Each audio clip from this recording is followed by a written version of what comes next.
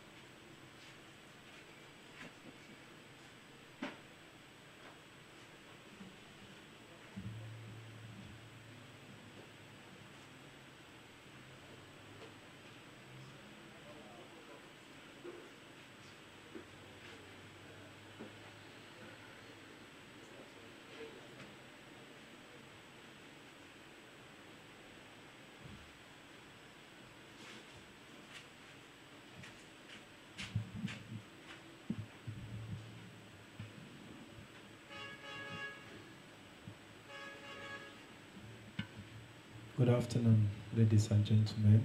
We're about to start now. We apologize for the delay. We had some technical issues we needed to resolve properly. Others will meet us as we commence the program because we have to work within the time we have scheduled for this program. We'll just pray for 1 minute and we'll go to a business seminar. So we'll just go right into business. Father, in the name of the Lord Jesus, we thank you for this first business seminar of the year. We thank you for all the preparations, all the arrangements, and all the participants, and all the presenters. We thank you indeed that at the close of this seminar, we know we have been in your presence and we will be blessed in every way in the name of Jesus. We thank for those who are on their way, O Lord. We ask, grant to them free course to come here unhindered in the name of Jesus. Father, we thank for all the deliberations. Your Spirit will guide us and lead us in the name of Jesus. Amen. So I'll just invite in our guest speakers. First, I would like to invite in the order in which they came. So I invite Mr. Onome Bohovriole. He's a business analyst and contributing writer to Nairametrics. You can pick any of the chairs. Thank you very much. Then we also have our brother, chartered accountant, Mr. Kazim Adewole. Give him a very beautiful welcome. Yes. Okay. We also have our brother, Professor Fasubade.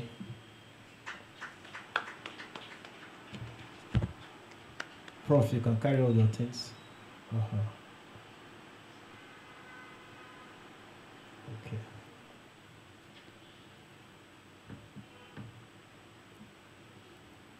The topic of this seminar is very straightforward.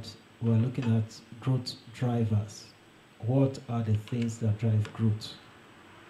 The seminar is arranged in two ways.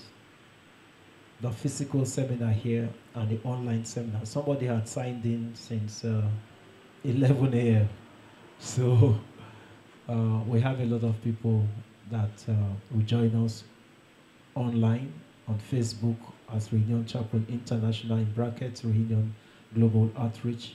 We also have a lot of people that will join us online on Instagram as Reunion Chapel, and we have people that will join us online on YouTube as Reunion Chapel TV.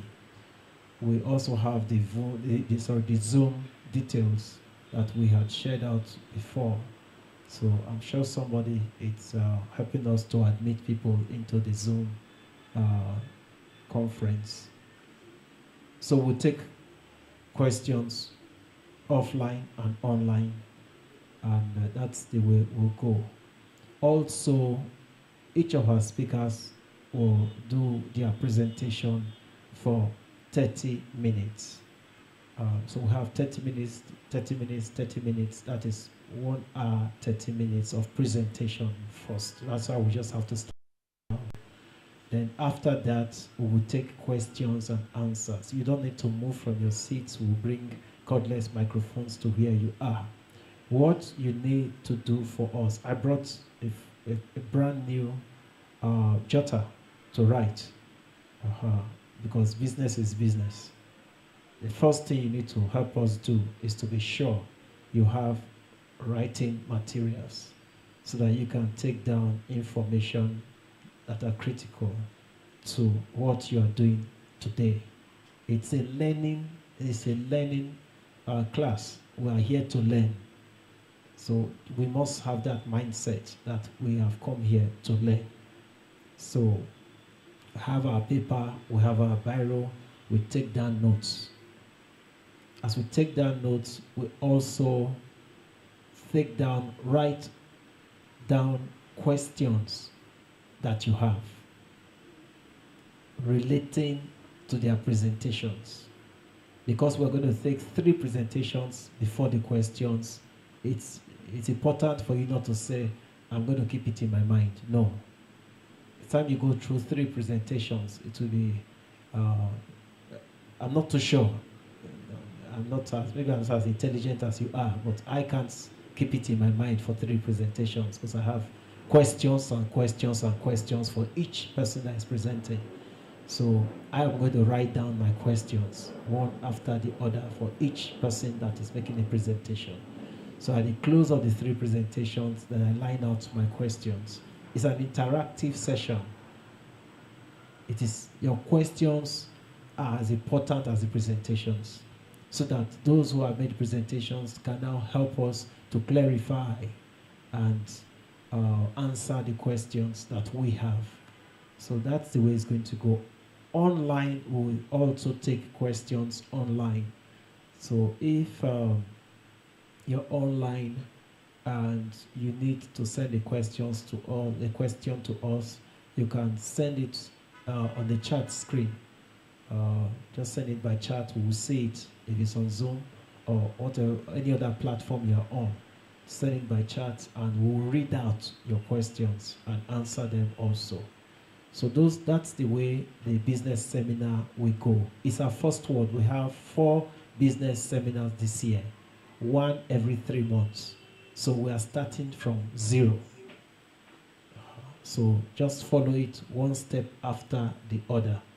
But we have an economics here, we have chartered accountant here, and we have a professor of life here. So again, the topic is very simple: growth drivers. What are those things that can drive growth in what I'm doing today? Whether at the office or in my trade or in my business, I need to learn. Maybe I don't know them. I want to know them so that in whatever I'm doing today, I want to increase. I want to multiply. I want to grow in those things. So we said in life, in business, and in ministry. So we have 3 speakers. They can choose any of the areas that they want to deal with. And I'm sure we'll cover all 3 areas at the time the 3 speakers have made their presentations. Thank you very much. We'll start right away. Who is going to go first? Okay, you came first. Praise the Lord. Hallelujah. Okay, so I was thinking I was going to stand. You know, my line of work, we do a lot of sitting. So when I'm outside or outside office, I like to stand. So I'll stand. My name is Onome Ohovriole. I would describe myself somewhere between the intersection of finance, media, and tech, right? Because I've still work in 2 companies that are kind of in between all 3 of them. So I'll start first with Nairametrics. Nairametrics is an online business media platform. I would say I was lucky to kind of get in at the beginning, right? So I've been lucky. Just this morning I was preparing my slides. I just said I've been lucky to work in 2 great startups at the early stages, right? So I started with Nairametrics in 2016. I had known the founder, Ugo Dre. So I hit him up randomly. I said, I think there are a few things you can do. You can do this, you can do that, tweak your social media. I gave him some tips. So he said, fine, I agree with everything that you said, but we are a young business, we are a startup, so can you do the job? I said, okay, let me try. If I try, it works. If it doesn't work, I leave and move on. So I did that. So in 2016, when we started, we were about 4. I was the first full-time person. Dre was writing. We had a few part-time people. We had a website, right? So Nairametrics started as Ugometrics, which was a blog. So it was a side hustle kind of thing for him, right? And so it then became a full-time business. So we started in 2016, gradually grew the business, gradually increased. But as you can see, between 2016 and 2019, we had massive growth. In the early days when I joined, I didn't have an ID card, right? I didn't have an ID card. So I would go for events, and I mean, they knew the popular platforms, your Punch, Vanguard, Business Day. And so when I get there, they get to me and they look at me, and they look at the attendance sheet. And when you go to any event in Nigeria and you are not at the top, they just turn the page. They'll tell you, write your name at one corner. So most of the times, in the early days, they'll tell me, write my name at one corner. Because they didn't know us, right? We have a multiplicity of platforms. But as time went on, we grew. We grew in size. We grew in revenue. When we started, Dre was paying me from his pocket, right? It was a startup, there was no revenue. As of 2019, we had broken even as a company, right? We had broken even. We were having about 100,000 views, which was big because in online media, if you're having 100,000 views a day, it probably will put you in the top 5 or top 10 ranking in terms of viewership, right? And when you want to get ads or when you want to do partnerships to generate revenue, the first thing they'll ask you is, what's your reach? How many eyeballs do you have? What's the click rate? So within a space of 3 years, we had grown massively. And I dare say in terms of size, I know this is recorded, so I'll try to censor some of what I say. But we have 4 major business media platforms in Nigeria.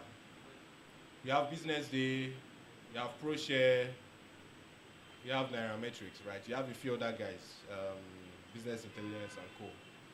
And so within a space of 3 years, we have moved from maybe number 4 or number 5 to, in my belief, number 1 in the country, right?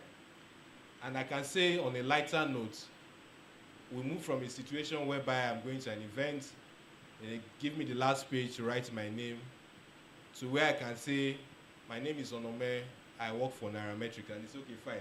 So I can tell you for the last few years, I've not been asked for my ID card in any event I go to, because they know the brand name. It's like somebody saying I work in Vanguard.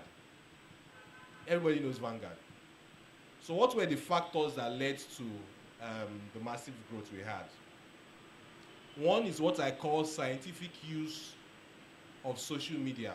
I'm very big on social media. I've spent the last 7 years directly or indirectly dealing with social media alongside my normal work, right? So when I say scientific use of social media, you have Instagram, Facebook, Twitter, TikTok, and so what do people do? They randomly post, right?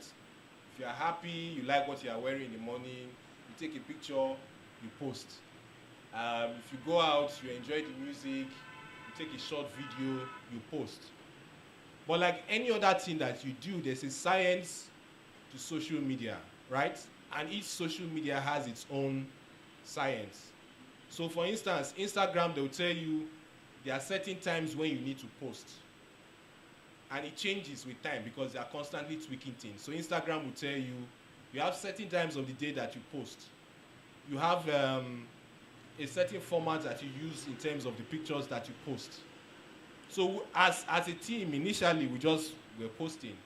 But as we became bigger, we got a standalone social media team. So we then began to know that, okay, you have certain times you post. You have a certain number of posts that you need to make online. If you are creating content or if you are writing a report, you have a format you are supposed to use that is user-friendly. So the difference between us and maybe an asset management firm or a bank is writing, they are writing for themselves. They are not writing for you, the user. It's changing, right? But because for us, we are dealing with laymen, we are dealing with everyday people. One of the things that we thought of is how do we make things as simple as possible? So simplicity is very key in what you do. Scientific use of social media. 3 is building a team. Regardless of the kind of growth you want, you cannot do it yourself. So for instance, my first 1.5 years, I was writing, I was attending events, I was posting on Twitter, I was posting on Instagram. And of course, something will suffer, right?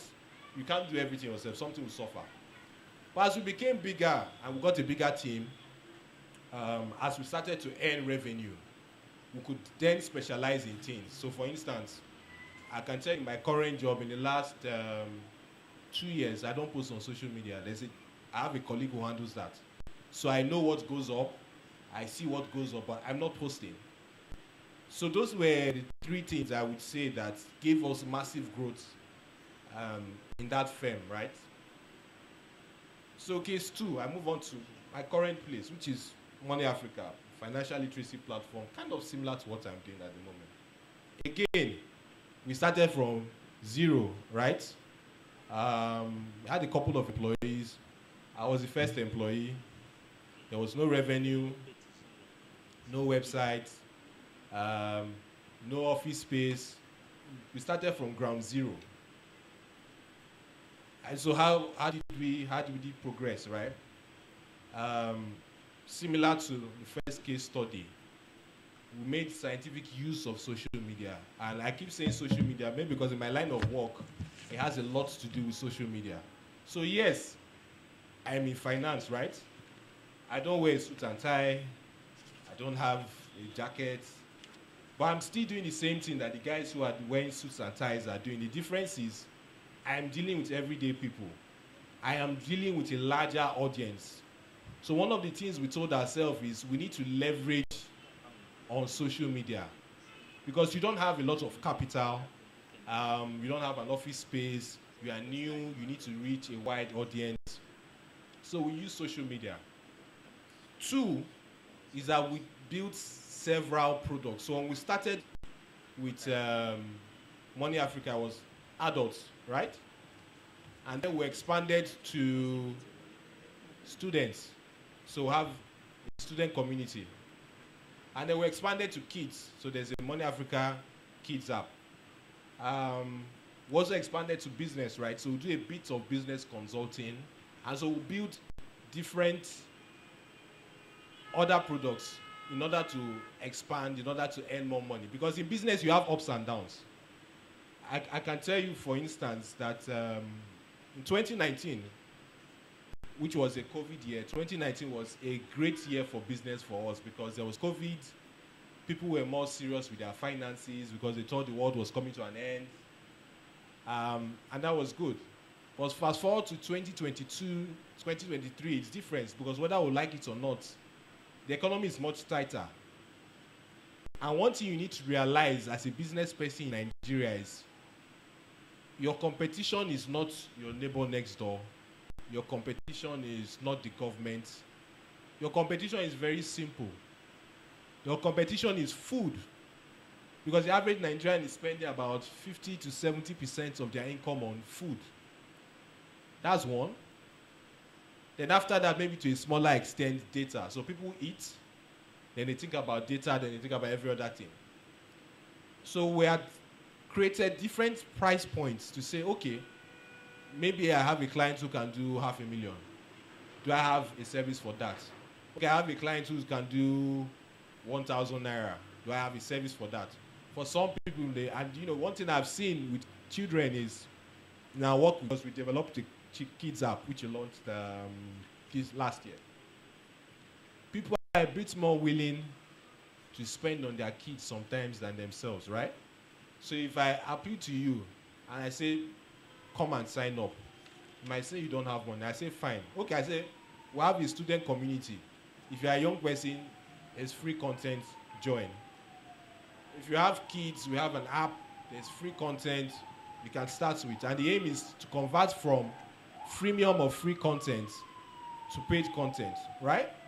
So that was one of the growth drivers we had. Two was partnerships, right? Partnerships are key because you have a multiplicity of audiences. I can't reach everyone. So for instance, we are Lagos-based. What are the key economic hubs of Nigeria? Lagos, Abuja, Port Harcourt, Kano. Maybe I want to reach someone in Bayelsa. Maybe I want to reach someone in Ghana. I don't have a space there. So how can I partner with someone there? It could be a paid partnership. It could be a sponsored thing. And so we did that. So in a space of 4 years, I think in the early period, we had barely 100 paying members. As of last year, I think we've done over 1,000, right? Across different ages and strata. Revenue-wise, we've also had massive growth. So like I said, in 2019, October 2019, there was no revenue because we started from scratch. And you fast forward to 2023, we've probably done about 9 figures in annual revenue. We've also created a much larger firm. We've gotten this physical space. From a finance perspective, the physical space isn't profitable for us. But if you are doing certain kinds of business, when you get to a certain size, you need an office, right? So you might not be in the office every day, but some people would only do business with you if you have an office or physical space. Or some people would only do business with you if they look at your social media following and say, okay, you have 100,000 followers. This page has been in existence for 15 years, right? So they're very likely to be reliable. And so those are the two case studies I have. For commonalities between both, first is there was a conscious plan, right? So it's a conscious goal. So for Nairametrics, we have said we want to be like Bloomberg. And Bloomberg is a massive, I would say, business data firm worldwide. So you have Bloomberg, the media outfit. You have Bloomberg, which provides data for finance professionals. And so we told ourselves, this is what we want to do. for Money Africa, we stated we want to educate 10 million Africans financially. And so we had given ourselves a timeline. How many years do we need to hit the 10 million? What's the age? What's the demography? So you have to start with a goal. In growing, and I know in business sometimes the first priority is how do I survive? How do I pay salaries? How do I survive myself? But if you don't look beyond immediate survival, then you can't grow. Because you need to take, growth has to be, you have to be, what's the word to use now? You have to be deliberate in the sense that this is where my business is. I want to grow 5 times, I want to grow 10 times, I want to grow 20 times. There has to be a deliberate thing. It's not a case of, as we say in Nigeria, you know, the stars will align, something will happen, everything will click. So you have to have a deliberate strategy, 1.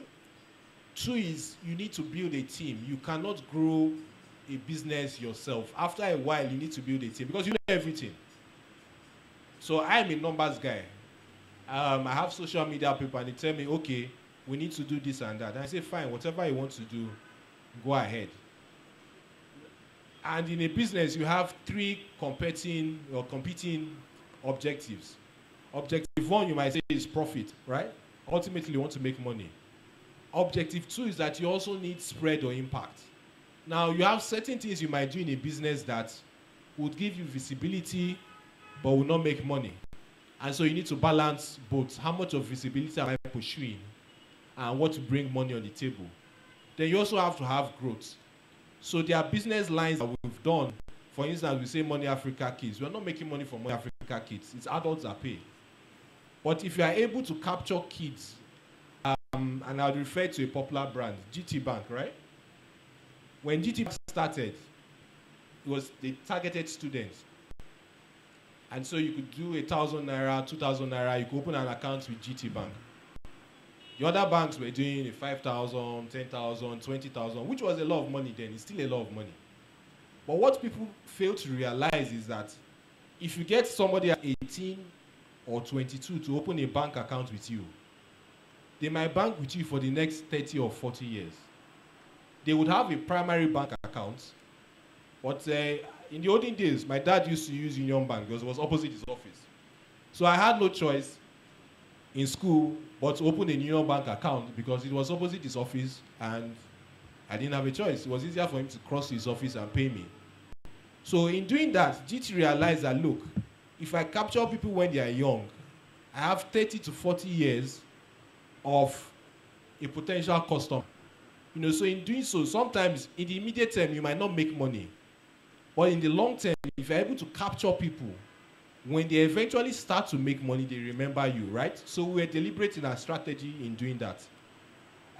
4 is we're very, very key on data, stats, science. So if you're running a business, you have to be key about data. How much did I make today? What time did I make it? Who am I buying it from? What did they like? What didn't they like? What can I afford to change now? What can I afford to change sometime in the future? What's working for me? And so you have to do that in every shape and form. And it doesn't matter the business you do. So let me give an example. There's a popular food delivery firm. And they said, you know, the things are expensive.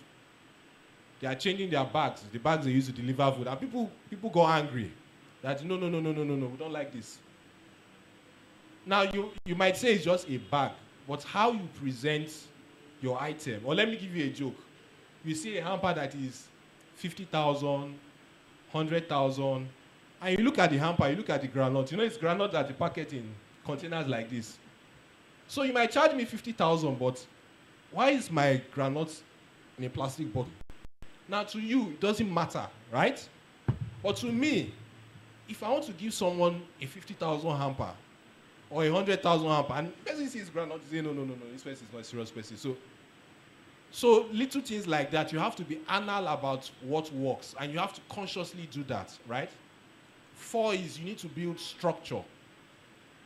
Structure is very hard in Nigeria because every day things are changing, so you must have structure. You can't say you are the CEO, you are attending all the meetings by yourself. You will burn out. So I tell my colleagues, there are some meetings I don't attend because I believe they are capable enough to handle it. If they have issues, they reach out to me, I attend. So as a business person, you need to build structure. And I would say lastly, you must have continuity. Continuity means I have somebody who's my marketer, right? The person is exceedingly good at what they do. If they leave that business tomorrow, what happens? What do you do? Well, let me give an example that is closer to home for me, right? A few years ago, my boss fell ill, and for like 3-4 months, she was away from the office, away from anything. And the business ran perfectly fine. So in fact, I even joke with her that, look, I don't want to see you in the office. You are disturbing me. So you need to place continuity in place, which is to say, look, I have a marketer today. If my marketer leaves tomorrow, what happens? If I fall ill today, what happens to my business? And you need to understand that people will leave, right? So as you create, as your business grows, you don't do the Nigerian thing and they say, the business is making money and you hog all the money to yourself. So yes, you put in work, you need to make money, but you must also create a sense of belonging. So if people feel, Oga is making all the money, why am I here? After a while, they leave. So you also need to be transparent. At the two firms, everybody can see how much is made. Everybody can see how much is spent. So if you say there is no money for something, it's clear that truly there's no money because you can see the breakdown. And so if there is money and we say, okay, there's some money now, we want to do this, what do you want?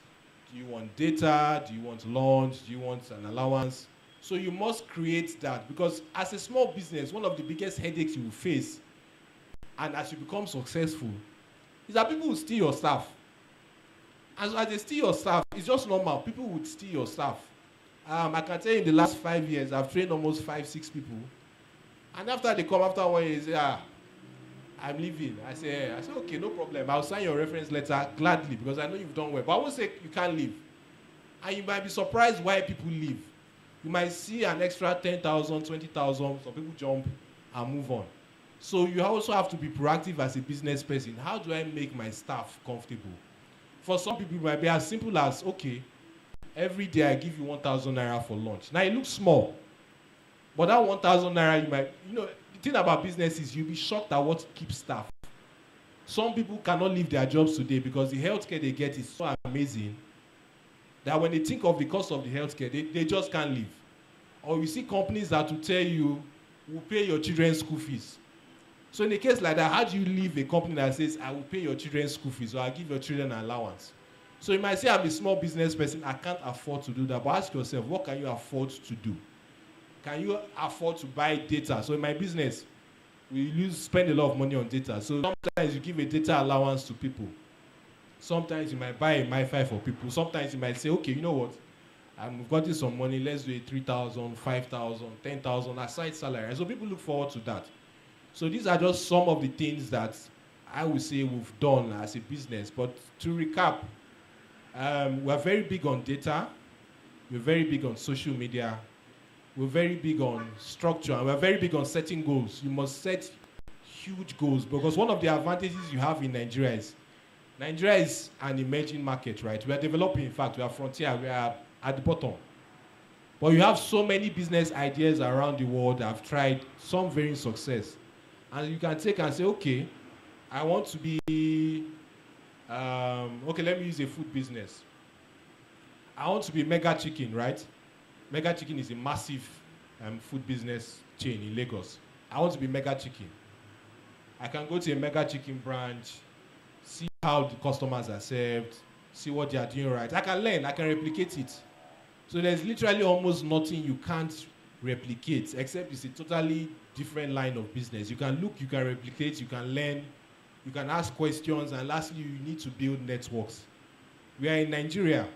You cannot do big business in Nigeria without network. And big business varies.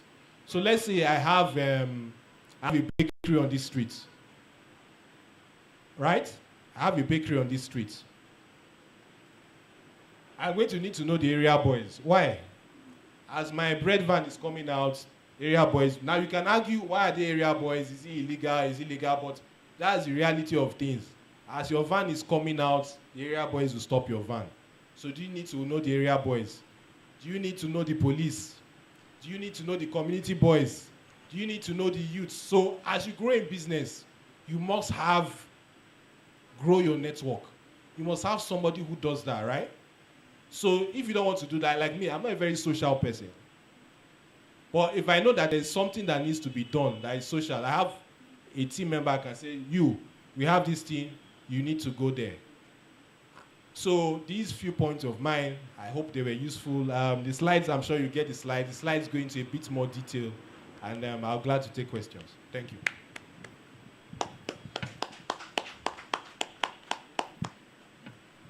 Thank you very much for the presentation.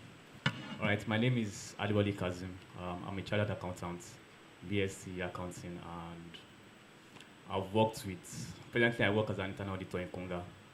So today's topic, as we started, is growth driver in life, business, and ministry. So I will do my best to be able to connect both life, business, and ministry together. So before we talk about growth in a business or in life or in ministry, there must be a starting point. Because in life, there are three major stages in life. We have the startup, we have the maturity date, so we have the growth, and we have the maturity. Yeah. So before you start anything, or before something starts to grow, as I said earlier, it must start from somewhere. So for you to start, one of the things you need to know is what does the customer need. So that is, and today, because I'm this kind of person, I know that the spiritual controls the physical. So I'll be quoting or making so many Bible references to back up my point. So as I said earlier, you have to know what the customer needs or what the business purpose is.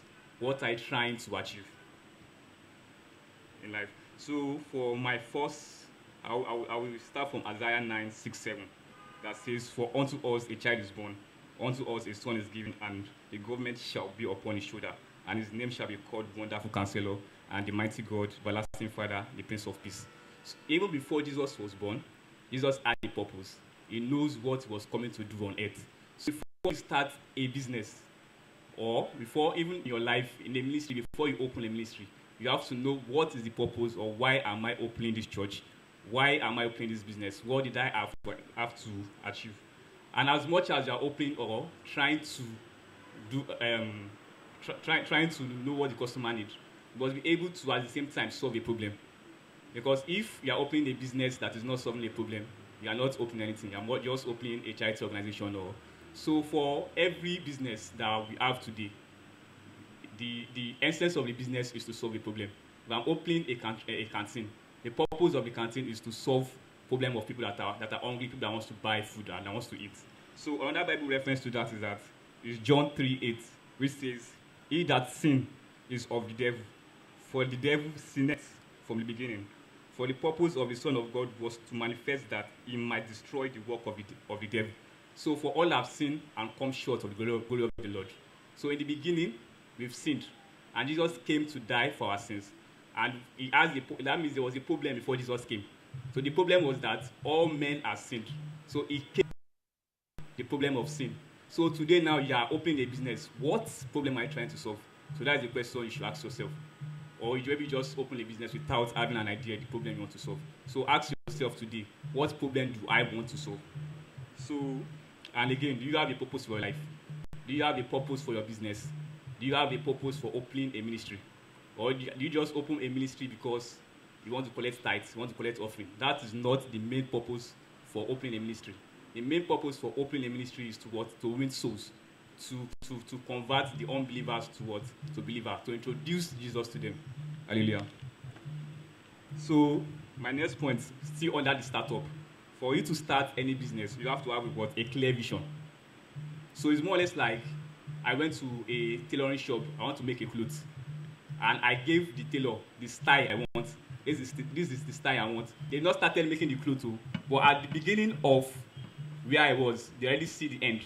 So we knew the kind of style I want to have, the kind of clothes I want to sew. So at that point, that means we have a clear vision. We know where we are going to. So the tailor might not start measuring me and doing all those stuff, but at that point, that is planning. It's planning to achieve a particular goal. But at first, you have to have what? A clear vision. So Habakkuk 2:2 says, "And the Lord answered me and said, write the vision and make it plain on the table." So once you have a vision, you have to write it down, pen it down, because this is what I want to achieve. Every organization has a mission and a vision. They have what they want to achieve, and they have laid down procedures, ways and manner in which they want to achieve those things they've laid down. Hallelujah. So another point which still under the startup before we move into growth. So because many problems, I was just discussing this with someone that I have a presentation about growth. So it was like, I jotted startup and I was like, I'm going to jump the startup and just go into growth. So it was like some people problem might just be how to start. So just start from the startup and move into how they will grow. So one of the ways you can grow again is start with what you have. Many people, their problem is procrastination. Every day they are always saying, I will start tomorrow. Tomorrow will come, they will not start. Some people will say they don't have capital. True. But you can start with whatever you have. You can start from your home. You can start from Mushin. He said something that Matthew started with just 4 staffs. And now they are big and global. So you don't have to wait before you have, because before you are big, before you start with the little you have. For example, the parable of the talents. They were given 5, 2, and 1 talent. But one hid his talent instead of him to go outside and trade and have more talent. But instead, he hid the talent, and at the end of the day, the master rebuked him because he didn't start with what he had. While others had, with what they had, they were able to start and multiply what the master had given unto them. So my Bible reference for that is Luke 14:24. For which of you, intending to build a tower, sitteth not down first and count the cost, whether he has sufficient to furnish it. So what this thing is just saying is that you want to build a tower. You want to build a tower like Trinity Tower. You just don't sit down and the tower will build itself. You have to start by doing something. You have to start by laying a brick upon another brick before you'll be able to finish it. So that's that about that. So now let's go to growth. What is growth? Growth is synonymous to increase, expansion, or development. Growth is when something moves from where it is to another stage. So I said for you, it must start. It's just like when you have a seed. You plant a seed. A seed will grow, will germinate from there to another stage and become a tree or start bringing out fruit. So it takes process. Growth is not just something that happens overnight. It's something that you have to put a lot of work and effort and discipline, and you have to desire growth before growth can eventually or start seeing the effect of growth in your life. So I wrote something here. I said, growth must be desired. As a newborn baby, desire the sincere milk of the word of God, for ye may grow. That is 1 Peter 2:2. So here I said, growth must be desired as a newborn baby desire milk. Because if you give birth to a newborn baby, you are not feeding the child with amala or eba. The first thing you are feeding the child with is milk, abi. So as a person, you have to desire growth for you to grow. So my first point here, or my first growth driver. So what is growth driver? Growth drivers are those things that push growth, that enable you to grow. So my first growth driver here is putting God first. So in as much as we want to achieve anything in life, so I believe the foundation of everything you want to do should be God. Number one. So I wrote here, I said, in every journey of life, business and ministry, let God be the foundation. So Psalm 127 verse 1, except the Lord build the house, the laboreth in vain that build it. Except the Lord keep the city, the watchman watcheth in vain. So if there is no God in whatever you are doing, it's more or less like you are just walking in vain. Because it's God that bless the work of the hand. It's not by your power, it's not by your strength, but by the power of God. So I said here again, Proverbs 3:5-6, trust in the Lord with all your heart and lean not unto your own understanding. Trust on the Lord and lean not unto your own understanding. As much as you have your own idea, table it to God and tell God to direct you on what to do. What should be the next decision? How should I go about it? In all ways, submit to Him, and He will make your path straight. So I said, submit to God. Once you submit to God, He will make your path straight. things that people are doing that are finding it difficult to do. Me and someone else might have the same assignment, the same journey, but because I have put my own journey in the hands of God, it becomes very easy for me to achieve. So number 2, I have be obedient. So just as much as you put God first, you hear from God. Some people hear from God, but they are not, they don't really act into what God said. For example, Abraham.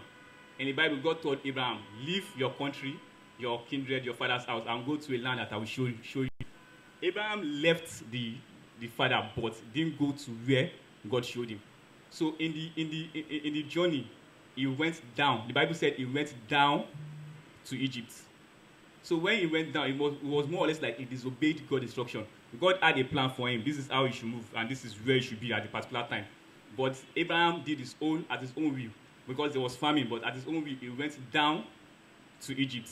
And when he went down to Egypt, he met so many obstacles until he went out of Egypt and went up to Canaan, that God started blessing him to the extent that the place he was, the land he was too small for him to stay. So at first, he disobeyed God. Then when he retraced his step, God started blessing him.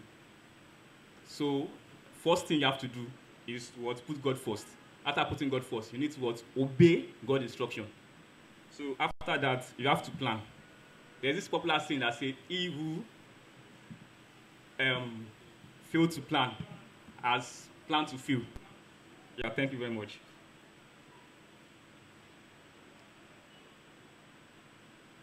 So, for example, using a biblical references again, Joseph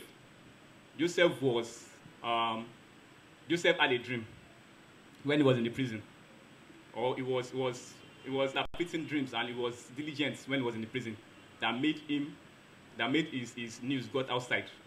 So what happened was that the king Pharaoh had a dream that there will be famine in the land. So I can't remember how the dream went, but the interpretation of the dream was that there will be, I think, 7 cows swallow 7 calf, something like that. So what the interpretation of the dream was that there will be famine, there will be plenty for 7 years, and there will be famine for the next 7 years. But the king could not interpret it, so they have to call Joseph to interpret what he saw. Then Joseph told him that what it was saying was that there will be plenty for 7 years. Then the next 7 years will be famine. So at this point, they had the information, but what if they don't know what to do with the information? So Pharaoh have to tell Joseph that he will be the one in charge of the planning. So Joseph then became the one that planned and made a strategy that let us save in the first 7 years, so that in the next 7 years, when there's famine, we'll be able to use what you saved to survive during the next 7 years of famine.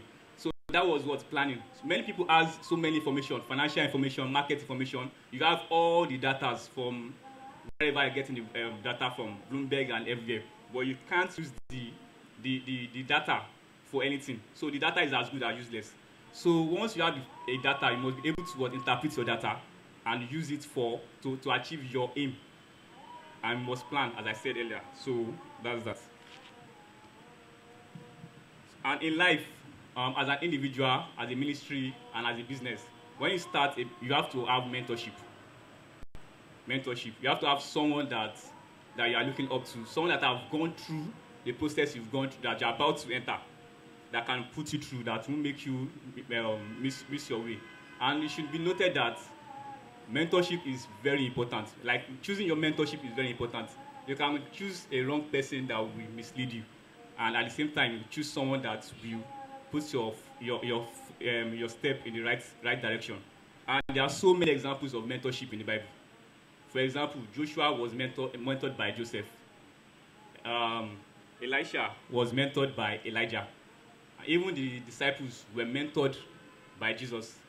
So you have to have someone that you are looking up to, someone that will make your journey easier, that will teach you, not that you don't know what to do, but someone that you can always seek advice from.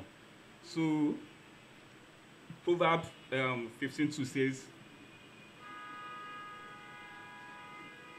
it says, "Plan fail for lack of counsel, but with many advisors they succeed.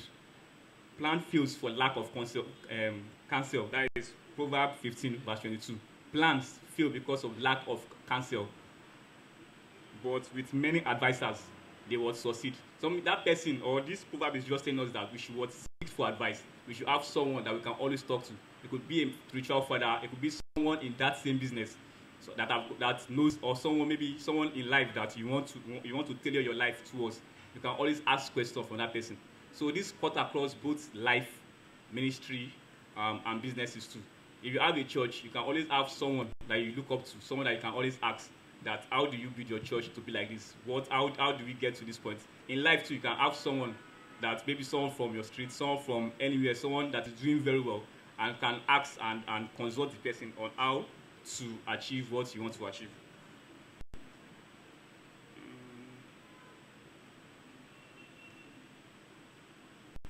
So I think I won't be spending much of my time because I'm almost done. So the next one is being diligent and having the spirit of excellence. That's my next point. Being diligent and having the spirit of excellence. So let me just read what for you to grow, you have to put your best into what you are doing. Ensure that you are diligent in all your dealings and have a spirit of excellence. So some of us are employees in some certain place and we don't put our best into what we are doing.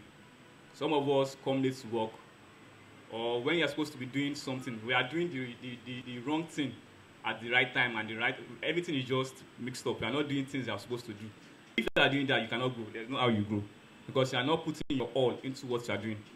And the Bible says, Daniel 6:4-5 says, then this Daniel was preferred above the president and the prince, because an excellent prince was in him, and the king thought to set him over the whole realm. So what he's saying is that because of the spirit of excellence that Daniel had, Daniel was set above even the president, the prince, and people of high honor. He was set above them. He was not from Babylon, but as at that time, he was from Israel, and they were held captive to Babylon. Sir, just a confirmation. They were held captive to Babylon. So why he was there? Because of the way he was diligent in what he was doing, and he had the spirit of excellence. He was set above everybody, the princes, the presidents, and he was above everybody. So whatever you are doing, be it small, be it big, be diligent, keep to time. Don't know that you are as I used example tailor before, because Nigerian tailor are very disappointing. They will tell you they'll say maybe by I want the cloth by Thursday. Most of us, if you want the cloth by maybe you want to go to a question by next week, you have to tell them it is this weekend and just start pressing, because if you tell them it is next week, you won't get your clothes. They are not diligent, and their rate of growth is very low. Because if you are not putting, even if you have business and you are not delivering to your customer, they will always have other customers that are diligent and want to give them like meet time and do what they want. So we have to be diligent in everything and all our dealings. So I wrote here again, Proverbs 10:4. A slack hand causes poverty, but the hand of the diligent maketh rich. So a slack hand means a hand that is not doing anything. The Bible will say, Owotoma Jile. I can't complete the proverb. Yes. So a slack hand is bringeth poverty, but a hand that is diligent maketh what? Rich. So once you are doing something with your hand and you are being diligent about it, in no time, with time, everything will start clicking and you start seeing the results. And before you know, you start sitting, and God is set you at the front of the King of Kings. Because here we have Proverbs 2:29. See, thou a man diligent in his business, he shall stand before kings, and shall not stand before men. The Bible says anybody that is diligent in his work shall stand in the front of what? Kings, and not before men. So I've seen people that probably just doing small businesses, and before you know, they are in far places. They are doing very well because they put what their best and their all into the business. And many people are always giving excuses. They are not putting their best into business, and for that they won't be standing before kings.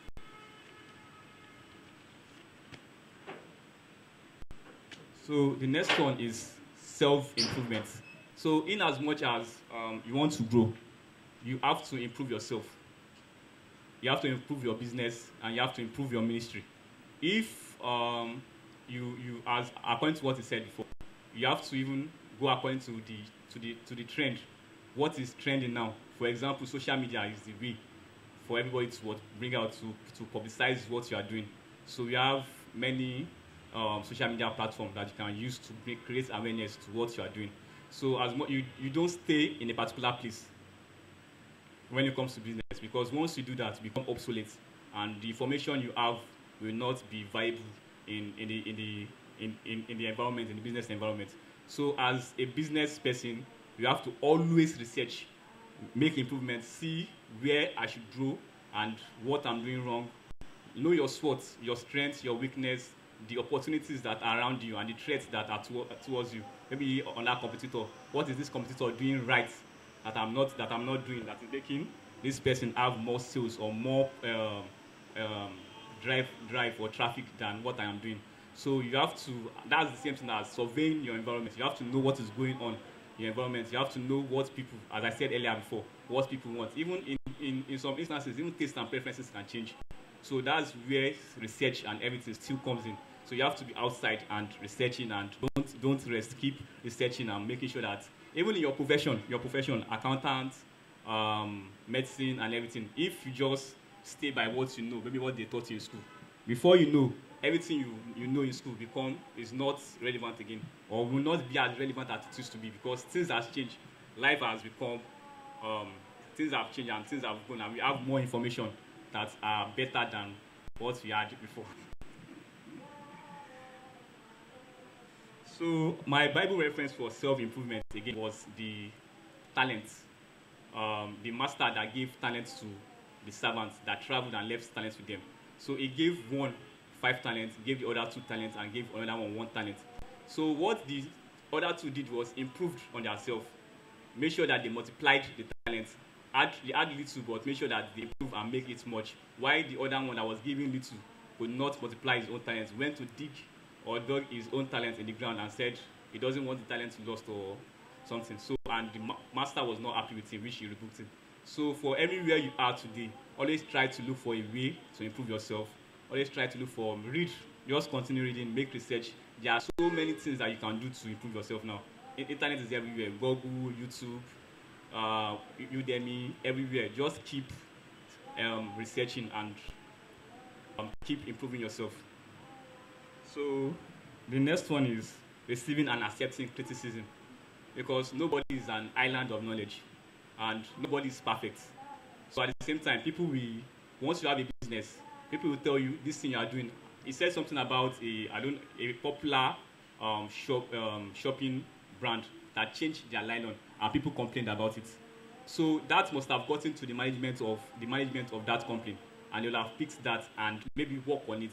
Or maybe there's this table water. I know I think it is so hard to open, and there's this person in my place of work that buys bulk of table water. Because of just that, she finds it hard to open the table water. She does not buy that table water. So if they add a survey or a questionnaire that what do people like about our products or what people don't like about our product, these are things that people can tell them and they can improve on. So for you to grow as a person, business or ministry, you must be ready to receive criticism from people. They will help you improve and make differences. Proverbs 15, 31 to 33 says, whoever heed life-giving correction will be home among the wise. Whoever heed life-giving correction will be home among the wise. Those who disregard discipline despise themselves. So what he's saying that people that yield to correction, we have home among the wise. And people that does not listen to correction will despise themselves at the end of the day. So when people correct you as a person, as a ministry, as a business owner, you have to yield to that correction, look into it, look at what they've said, and if there is something that I think you need to change, you change it and make amendment and modify what you have and make it suit the people that. But when it comes to ministry, let me just put this. The things of the world is different from the spiritual things. So if the world is wanting you to modify your ministry to go along with things of the world, please, we don't agree with that. But now I'm just talking about businesses that if they want you to do things, that they want you to change something that will make it easier for them or user friendly for them to use. So there are things that you can just pick criticisms and change. So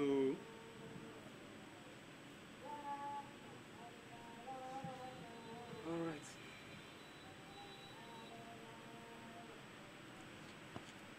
So my next point here is to have self-discipline. So in life, you have to discipline yourself. Um, One of the example of being disciplined is being prudent. And what does prudence means? Prudence means like looking into, like more or less like looking into the future. And I wrote something about prudence. Okay, let me use the accounting terms for prudence. Prudence means when you are making provision for something. You are looking into the future. You are making provision for something that has not occurred. So in accounting, we have what we call provision for bad debt, provision for depreciation, provision. We make provisions for even accruals and prepayment and all stuff. So you are making provision, and that means you are not using your 5 fingers to eat. That's what prudence means. So as a person or as a business owner, you have to be prudent, and as a ministry, you have to be prudent. You must not just use everything you have, you must just spend it. In accounting, there's one thing we call plug back. As time goes, after the end of maybe a financial year, you take a certain amount of money and put it back into your business. That's an example of what being prudent again. So that money is going to maybe after giving shareholders their shares and everything, their portion of premium, then you go back with some particular amount, put it back into the business and make the business grow. So that's what they call being prudent. So you have to be disciplined. For you to grow in life, you have to be disciplined. To be disciplined, you need to be prudent. To be prudent means that to show care for the future. Proverbs 13:16 says, all who are prudent act with knowledge, but fools expose their folly.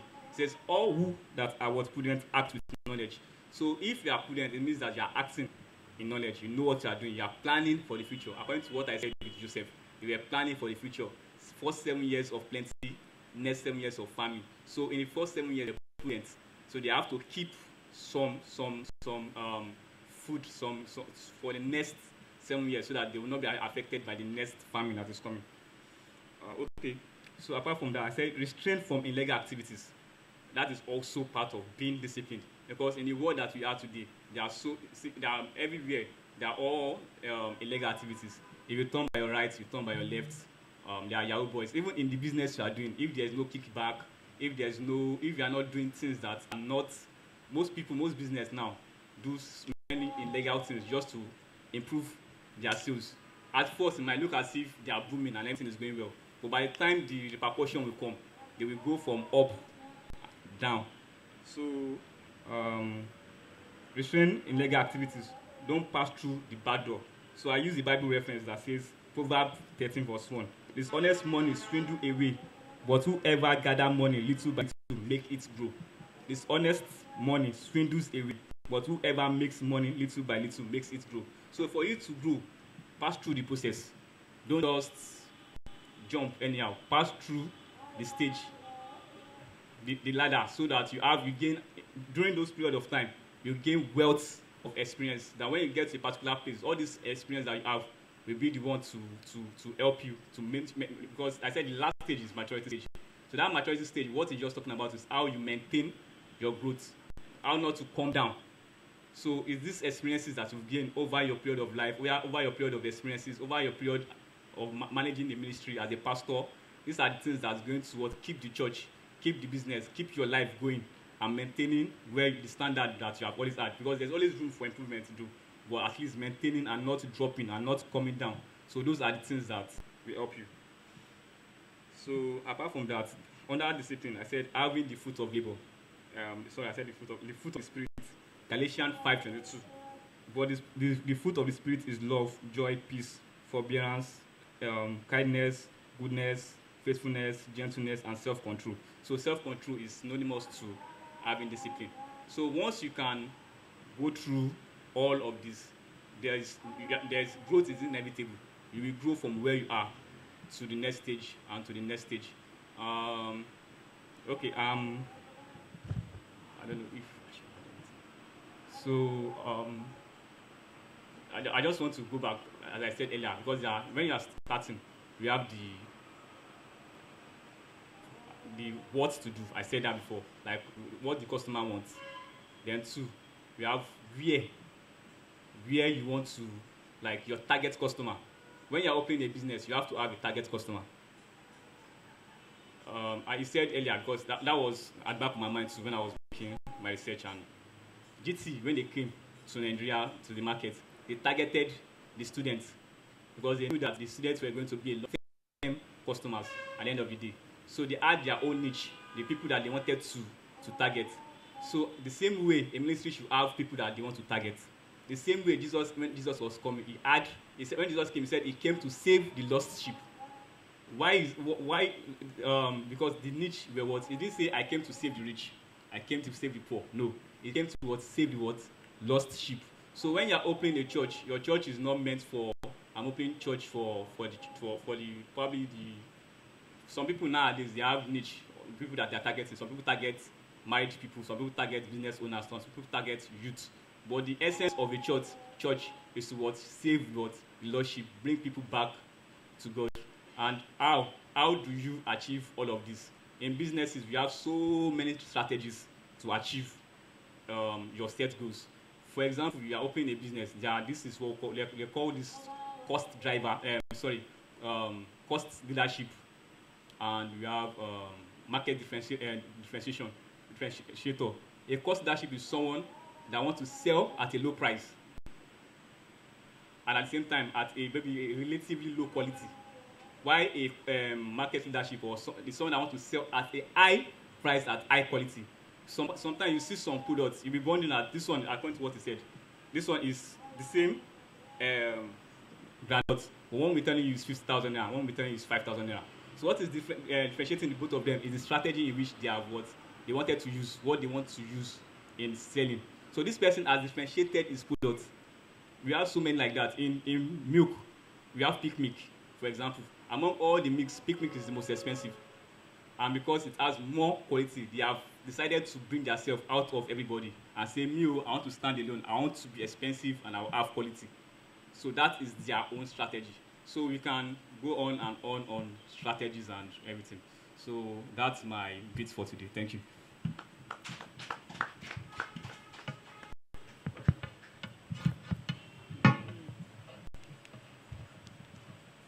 Thank you very much, my co-panelists, Mr.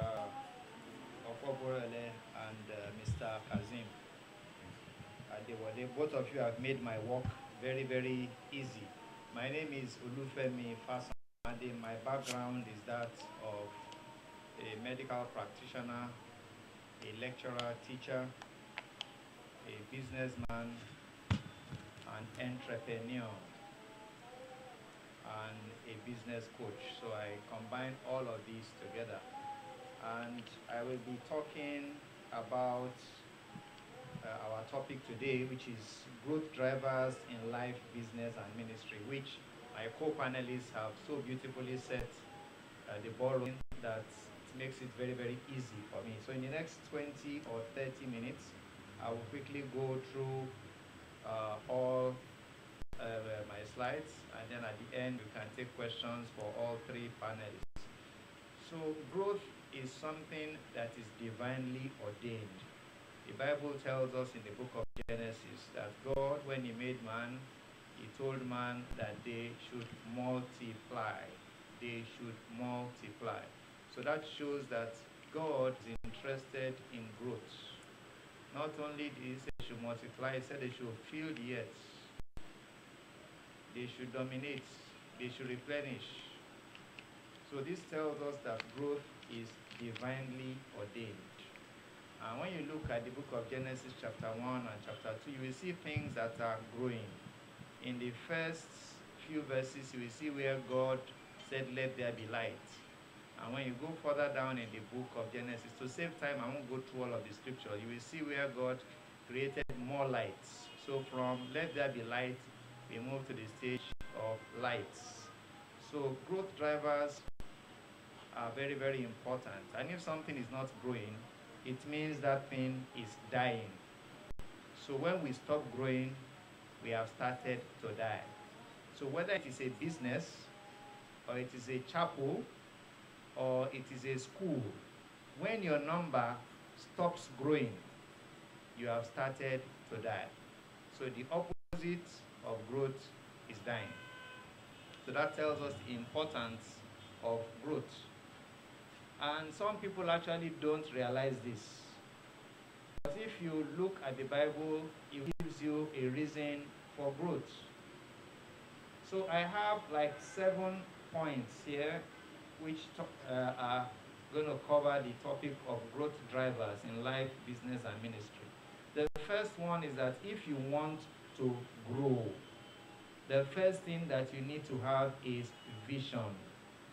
Vision is the first thing you need to have. And that is why in Genesis chapter 1, God says, let there be light. Because if there is no light, you can't see. And in vision, you are declaring what is going to happen at the end, right from the beginning. In the book of Genesis chapter 1, you will see where God says God made them male and female. God was already seeing the future. This was even before he had even put Adam in the garden, before Eve came and others.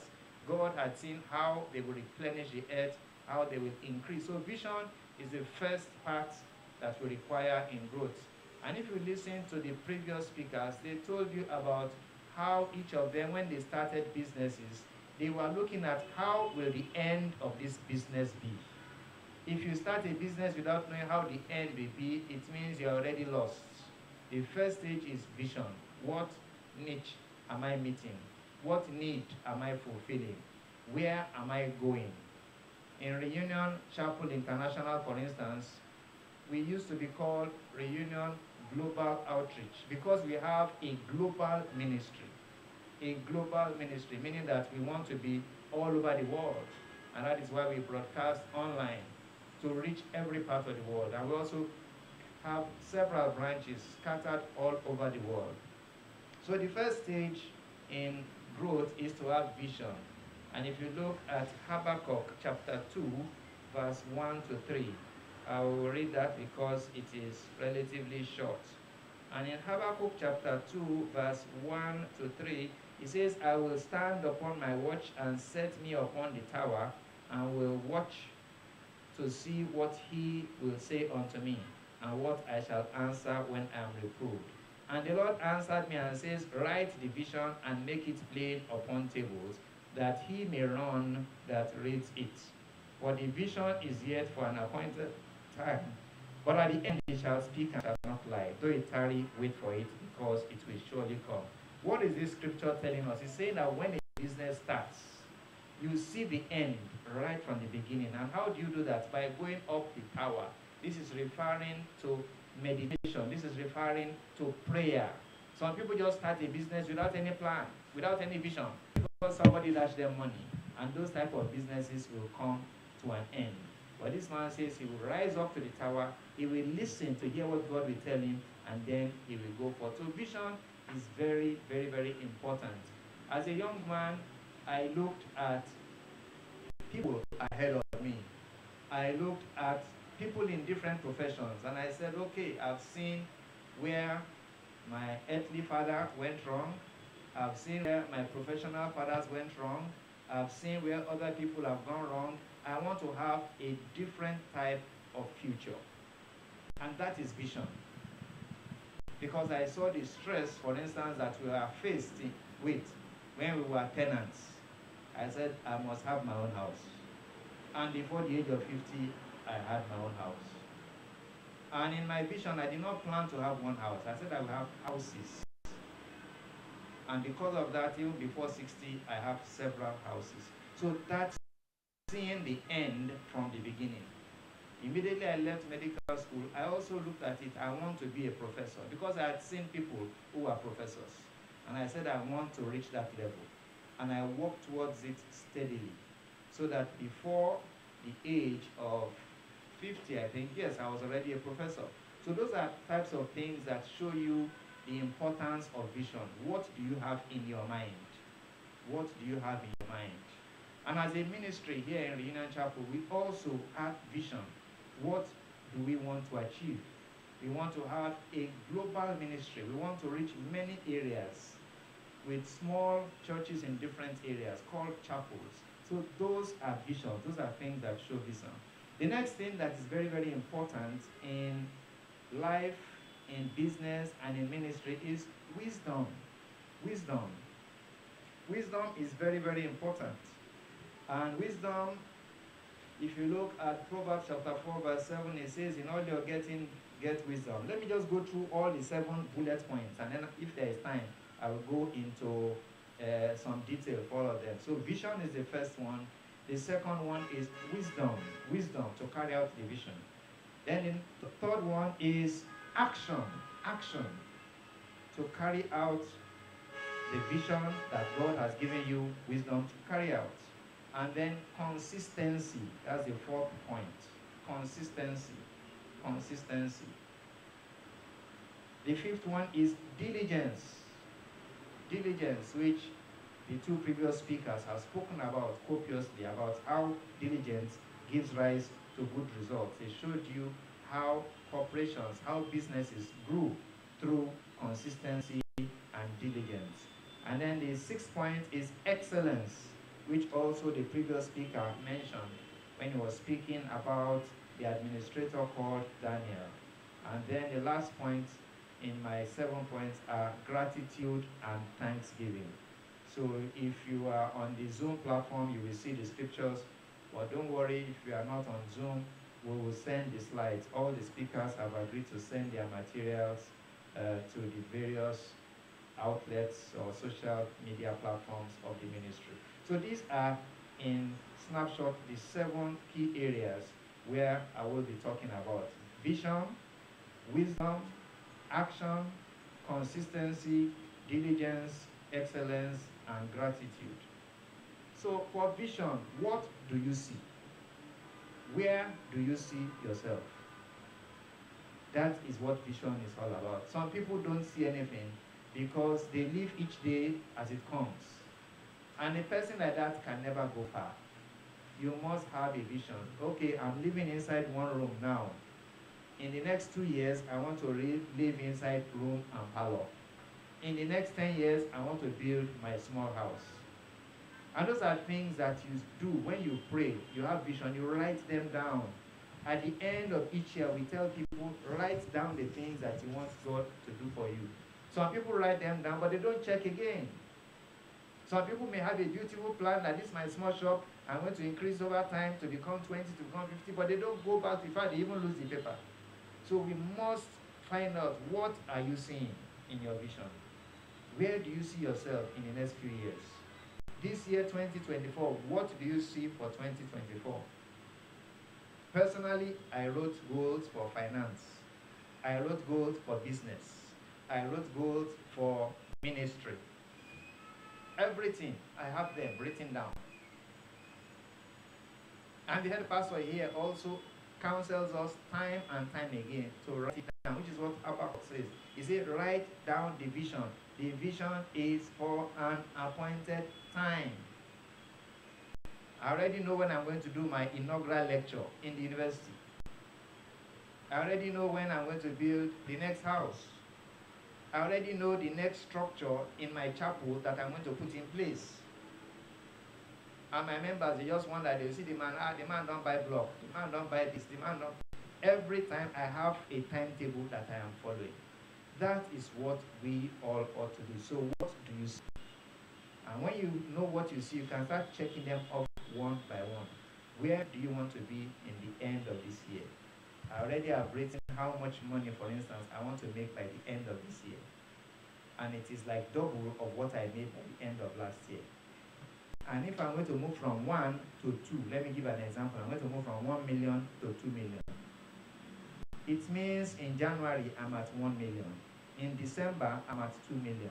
So by June, I should be at 1.5 million. So you must break down the vision into different spots. So all you need to do is, okay, I'm going to make a million extra. Divide that 1 million into 12 months so that you can pace yourself to see how you are going. For the Bible says without vision, people perish. So you must know where you are going, and you must have milestones, and you must track your progress. How many people do I want to be viewing my page?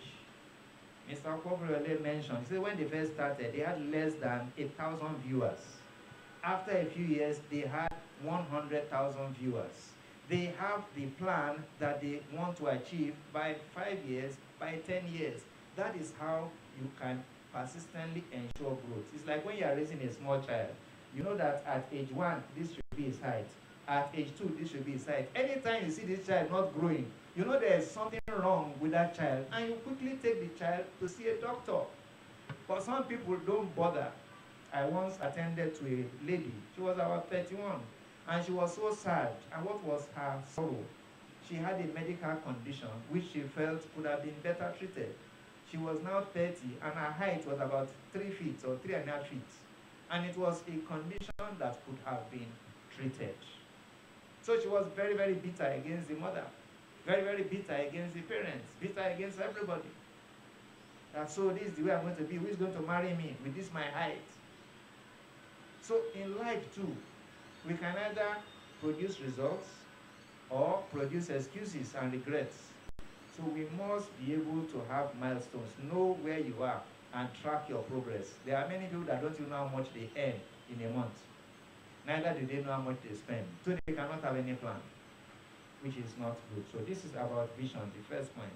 The second point is wisdom. Wisdom is the application of divine knowledge. What does God tell you? And you can apply that also to your business. Some people start a business that they do not know anything about. And then they are shocked when the business fails. There was a business I started recently, and I saw other people that also started at the same time, and they were complaining bitterly after a few months. And I said, why are you complaining? They said, because this is not bringing money. I said, but for me, it's bringing money. And I don't know how you people are doing it too. Some of us are not making any money. And I asked the person a few questions. This business, how many books have you read about it? When they want to make money, I say we should read book. I said they are tied together. How many seminars did you attend? And money we want to make, why would they go seminar? If I want to go to school, I know I'll go back to school. I don't leave school alone. That person is a joker. Cannot do well in that business. It's like me trying to go and set up a bank now, and I don't know anything about accounting. And I do not employ anybody that has idea about accounting. And I don't know anything about social media to promote the bank, and I want to do all by myself. Wisdom is very, very important. What do you know? What don't you know? The Bible tells us that if a man lacks wisdom, let him ask. You ask God for wisdom, for your branch, for your ministry, for your family. Then this wisdom, when you get it, how are you handling it? Because some people, they ask God for wisdom, but when God gives them the wisdom or the counsel, they say, I don't like this one. There is the story of the man who was falling from a mountain. And as he was rolling down, finally, he took hold of a tree stump. And he stopped falling, and he was panting. I said, thank God that at least I'm no longer going to crash. Then he started to shout, is there anybody there that can help me? He didn't hear any sound. Then finally, he heard a sound. God said, yes, I'm here. And the voice told him that, please leave that thing you are holding, and I will help you. The man said, is there any other person? Who else again is there? This one is telling me to leave what I'm holding. I don't think it's genuine. And that is how many people are. God can give you wisdom, and then you can say, I'm not ready to do it. A typical example is the story of Naaman. He was looking for a healing for his condition, leprosy. And the prophet told him, go and bathe in the river Jordan 7 times. When he heard the message, he was very, very angry. Of all the rivers in this place, it's Jordan that I should go and bath. He got wisdom, but he didn't use it. Until the young girl said, Oga, why don't you just give this thing a try? And that is the way many people are. we do not handle wisdom that God releases to us. Another way to obtain wisdom is to walk with the wise. My pastor used to tell me that if you no go nursery school, you go sabi pikin wey go nursery school, so that when they are saying Baba Black Sheep, you too can sing it despite not going to nursery school. In the same way too, walk with the wise. You see somebody that is wise, walk with him. Walk with somebody that has more knowledge than you. Dear pastor, why is your chapel doing better than my own? Let me hear what you are doing. Oh. Maybe one day I will come and worship with you. Maybe one day I will come and check what you people are doing. Because you want to receive wisdom. So the Bible says, if you want to be wise, walk with the wise. And if you don't want to be foolish, leave foolish people alone. It says, evil communication corrupts good manners. So we must learn to walk with the wise. I also learned something from my mentor here. Long ago, we used to study business books, ministry books. Plenty of them. When he reads them, he will drop them for me. He will read them, he will drop them for me. That is the way to walk with the wise. Just look at what they are doing. What are these people doing? What does this person know? And from that time, I started to understand business more. I started to understand ministry more because I was walking with the wise.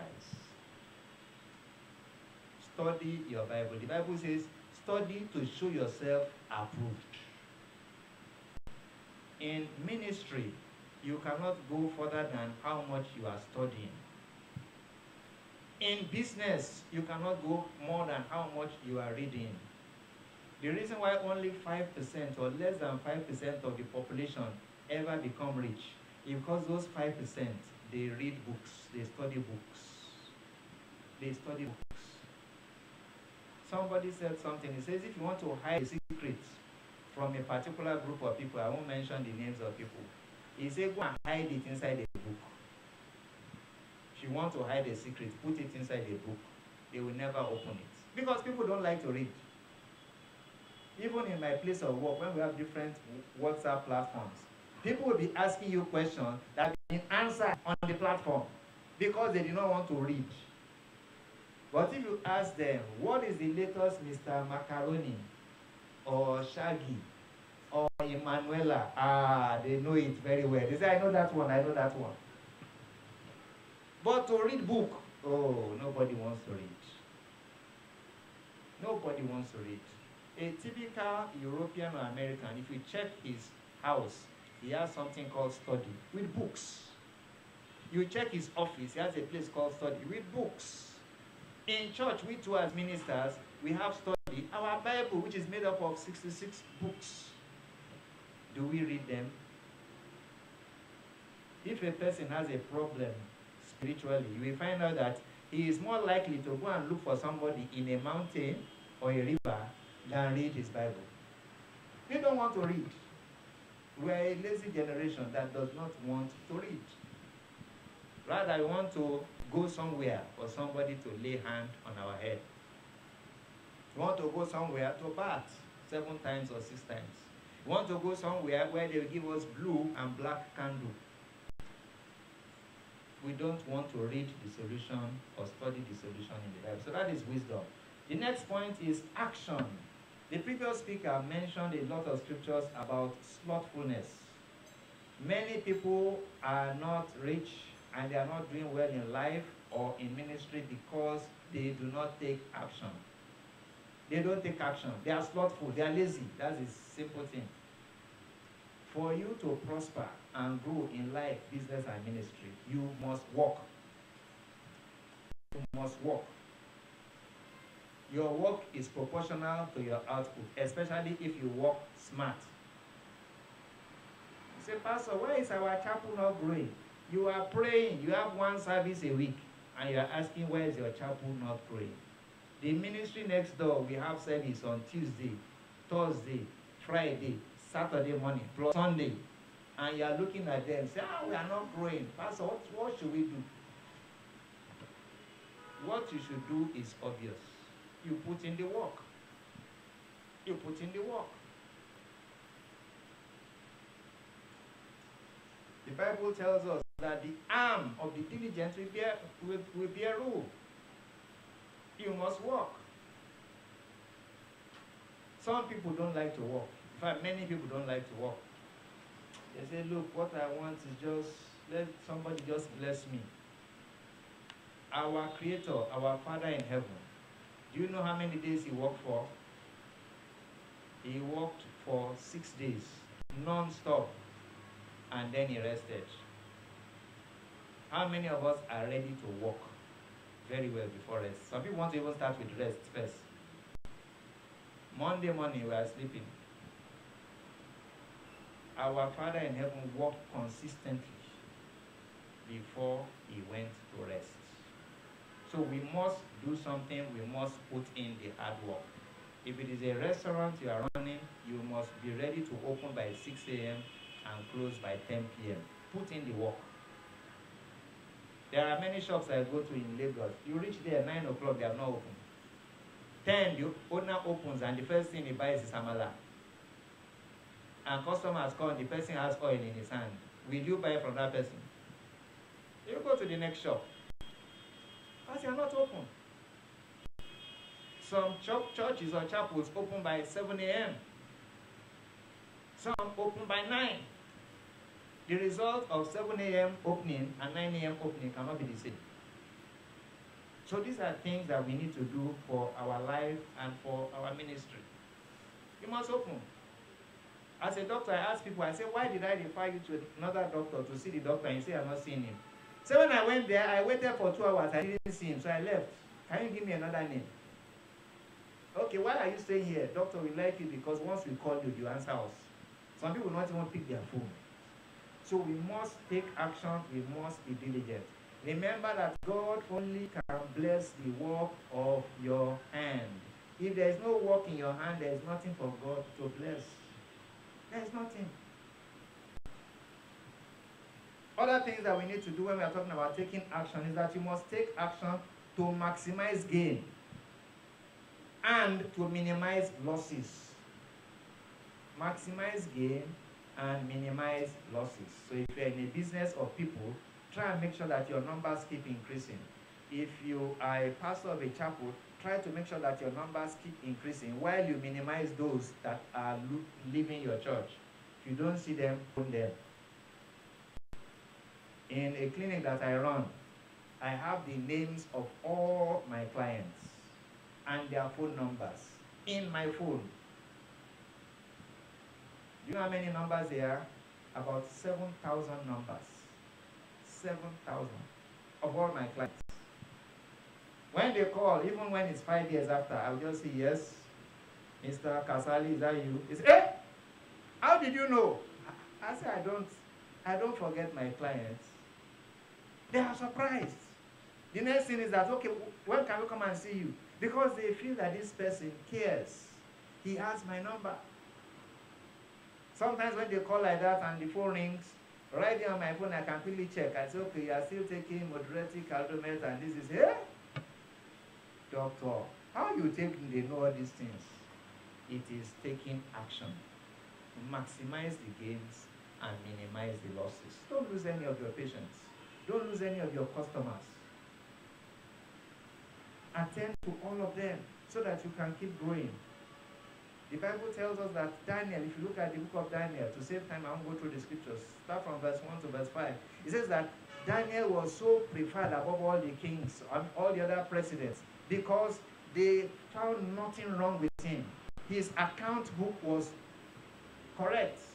No losses, no errors, no mistake. If they check your shop and they look at your account, is that possible? In my small business, I asked them, can I see the list of all the things that you are selling? How many did you sell last month? How many did you sell this week? Please let me see. Can I see all the list of the people we are owing? How many million are we owing? How much money is outside? How much people have not yet paid? I have a record of all those things. So you can minimize your losses. The next thing I will talk about is consistency. For you to talk about consistency, we are talking about character. And what forms character? It is habits that lead to character. The thing you do today, You do tomorrow, you do next tomorrow. By the time you do it continuously, it becomes character. How consistent are we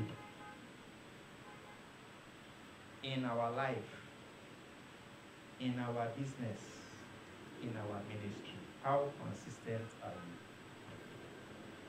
Some people cannot even get to work early. Today they get to work 8 a.m., tomorrow they get to work 10 a.m. That business cannot grow because there is inconsistency. There is inconsistency. There are some people that get to their shop every day, 7 a.m. There are some people that get there today, 6 a.m., next tomorrow, 11 a.m. I'm sure you know who will sell more. Consistency. Just like the previous speaker spoke about typical Lagos tailor that you give cloth to. I've changed tailor so many times. Even some of them members, because if you give them cloth, you cannot, that cloth may even get lost completely. Am I going to give you another cloth the next time? I would rather take that cloth to somebody who is even a Muslim. If you, that are a believer, cannot deliver the cloth on time, or you deliver the cloth torn, or you say, sorry, this cloth, I think, I don't know how it got missing. So we have to show consistency, good character. And if you are consistent, consistency leads to duplication.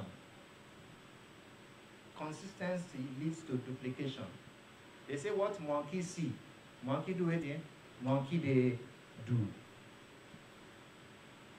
Typical example, if every day you wake up to abuse your children, and you do that every day, that's consistency, Abi. Guess the first words your child is going to learn. The same thing. Consistency, because now they've seen you say it again and again and again, so somebody now has started to learn from you. So consistency can lead to duplication. Elijah was so consistent that when Elisha followed him, Elisha too became consistent. And for every single miracle that Elijah did, Elisha did too. Because of the consistency of Elijah. Consistency, very important. And from duplication, you go to multiplication. We have Adam first, then Adam and Eve. Then Adam, Eve, Cain and Abel. Duplication, then multiplication, till the whole earth became full of people. So when we are consistent, you will see duplication. If you are not consistent, you will see the thing going down. So if you see the numbers of people in your chapel going down, that is the opposite of consistency. You are going down. Your number must be increasing. And then that means very soon, a branch is going to come out of you. If your number is going down persistently, it means very soon, that chapel, that business will be closed. So we must be consistent. That's why I said at the beginning, I said anything that is not growing is what? Is dying. A lovely scripture in the Bible was the story of Joash. When the prophet, I think Elisha, was about to die, he called the young man, Joash, please come here. I want to do something before I pass on. And he took the young king. He gave him a quiver containing bows and arrows. And he says, I want you to beat these bows and arrows on the floor. And the young man eagerly collected the thing from the prophet. And he beat it on the ground. Bam! 1, bam! 2, bam! 3 times. Then he gave it back to the prophet. Hey! The prophet held his hand as he, hey! You did only 3. When you should have been beating the thing on the ground consistently and have victory, everlasting victory over your enemies. But because you have done it on the ground only 3 times, you will have only 3 victories. Only 3 victories. You find that story in the book of 2 Kings chapter 13, verse 14 to 19. He could have been beating it on the ground persistently, continuously, until the prophet says it's enough. But he just did one. He looked at man's face, did two. He looked at man's face, did three. He said, "Yeah, takes her." So he did not show consistency. So he could not replicate his victories. Please, in our businesses, in our lives, let us show consistency. Let us show multiplication. The next one is diligence. What is diligence? Diligence has different descriptions. A person who is attending to detail is a diligent person. Some people don't know the phone number of the members in their chapel. They don't know the phone numbers of their customers. They don't know the birthdays of their customers. There are some banks that I've enrolled with, and they'll be greeting me happy birthday in February. In my mind, I say this one is a very unserious bank. They can't even greet me correctly on the correct birthday. While those that send me birthday greeting on my birthday, I'm happy. So these people still know that I'm alive. The same thing too happens to our clients in our business.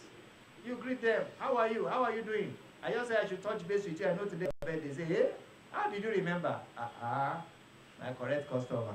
How will I not remember your birthday? That is diligence. A person who is diligent is also accountable. Given the examples of Daniel, it's accountable. Accountability. Jesus said something. He says, how many of you who have 100 sheep and one sheep goes away, I'm not go to look for that sheep? A diligent person is accountable. Jesus says, God, I thank you, my heavenly Father, that all the souls you gave to me, all the disciples you gave to me, I kept all of them except one, Judas, the son of perdition. Say, all that you have given to me, I've kept them for you. Accountability. And it requires effort and sacrifice. The first speaker said, in a business, you need to do something to retain your staff. And the thing that you need to do sometimes is very small. In my office, I have staff. I always have staff with me that have been working 7, 8, 9 years. 7, 8, 9 years. I know other colleagues of mine that they cannot keep one staff more than 3 months. So we must put in the effort. We must put in the sacrifice to retain staff. I've been in this ministry now for 26 years. That is retention. People under you too should be able to stay with you for 20 years, 30 years. People in your business should be able to stay with you for 10 years. Because that's the type of person that you can build your business around. You can travel and come back, you know that your business is intact. So we must put in effort. We must put in sacrifice. A kind word today, a gift tomorrow, a loan next time, a small phone another time, data, as the first speaker said, to staff, lunch, let's go and eat. Things like that will make your staff want to stay with you. You must show diligence, because the Bible says that the hand of the diligent shall bear rule. What is another characteristic of diligent people? Diligent people take risks. Say, Pastor, which one is this risk again? You must take risk. David took risk to go and collect a sheep from the mouth of lion. He took risk by going to take another sheep from the mouth of a bear. Jonathan took risk by going behind the enemy camp to go and discomfit them. If you don't take risks, you don't go nowhere. The people that started Reunion Chapel International, they took risk. They left the comfort zone and said, let us go and start another ministry. You must take risk. If you don't take risk, you will keep on working for those who are taking the risk. That's what many people don't realize. They say, I don't want to start that business. Do I know whether the business will be fine? What if it fails? What if I don't do well for that kind of thing? You will never know. You take risk. If it fails, you start again. A righteous man falls 6 times, 7 times, he rises again. When I see people that start something and then they quit and say, I'm not doing it again, I used to ask them, I say, okay, when you were about to marry, is it the first person you saw that you married? Why didn't you quit and say, I'm not married again? Because the first one failed. We must take risk again and again and again. If you open a chapel and it's closed, you open again. You take risk. If you start a business not doing well and it collapses, learn from your mistake and start again. When you hear of startup, it's people that took risk. The man I'm working with in one of my hospitals, they came and said they want to sell the building. I said, okay, so what do you want to do? I said, why don't you venture? You are the one that owns this business. I'm just a partner with you. Why don't you venture and buy this business? Say, buy what? I don't want Wahala of Banco. I said, so what are you going to do? And we'll look for another place to stay. I said, in my mind, this man does not want to take risk. He said, I just want to do something that will take me to the age of 70, 75, then I hand over to you. We must take risk. Diligent people take risk. Excellence. You must show excellence. And excellence just means following the divine standard. In the ministry that we are today, we are talking about the pattern of Christ. That is excellence. So we must have divine standards. Divine standard. Divine standard. God's standard. Don't start cutting corner. Many people, that's what they do. And it leads to loss of their customer. Before, when you buy gala, you will see inside big meat. Now what you see is paint. They just paint the inside. Will the customer still be the same number? Many people don't eat it again because they are not maintaining standards. They are not maintaining quality. Excellence also means not settling for less. Don't settle for less. Why must your shop be the smallest? Why must your chapel be the smallest? Why must your salary be the smallest? Get up and go for something bigger. And when you reach a certain level, keep on moving upward, upward, upward. Look at the lives of Solomon. Look at the lives of Daniel. Look at the life of Paul. These are people that displayed excellence. And the final point is gratitude. You may be starting small, but still be grateful to God. Be grateful to God. The Bible tells us that giving thanks in all things, we must always be grateful. Wherever you are today, first thank God, and God will prosper you. Be grateful to your mentors, to your colleagues. Also be grateful to your family and friends who are helping you.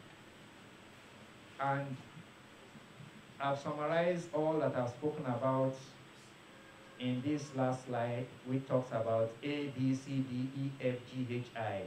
A is action, always take action. B is belief, have belief in God. C is consistency. D is diligence. E is excellence. F is fortitude. G is gratitude. H is humility. And I is constant improvement. Thank you for listening to me. God bless you.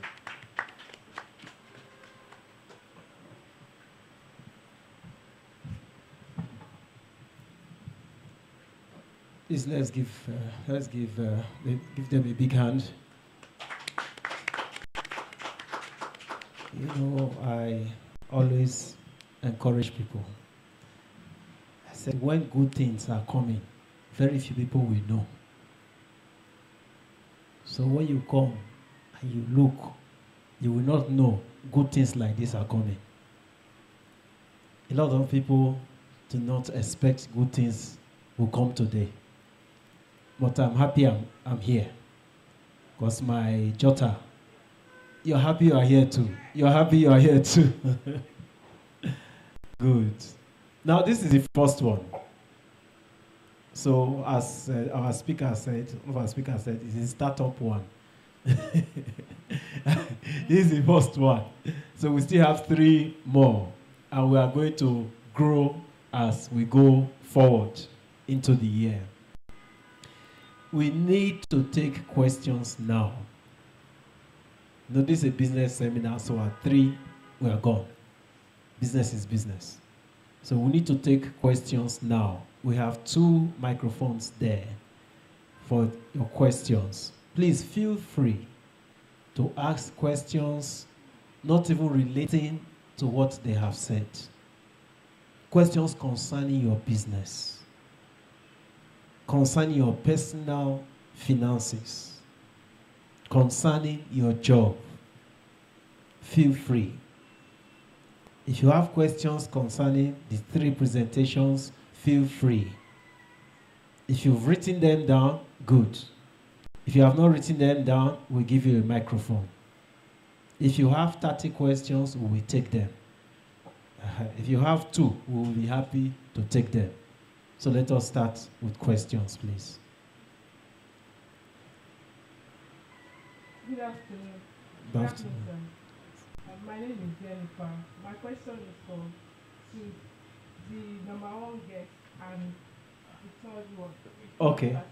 Yes. My first question is, I'm a content creator. I just started. But how can I make the content creator social media?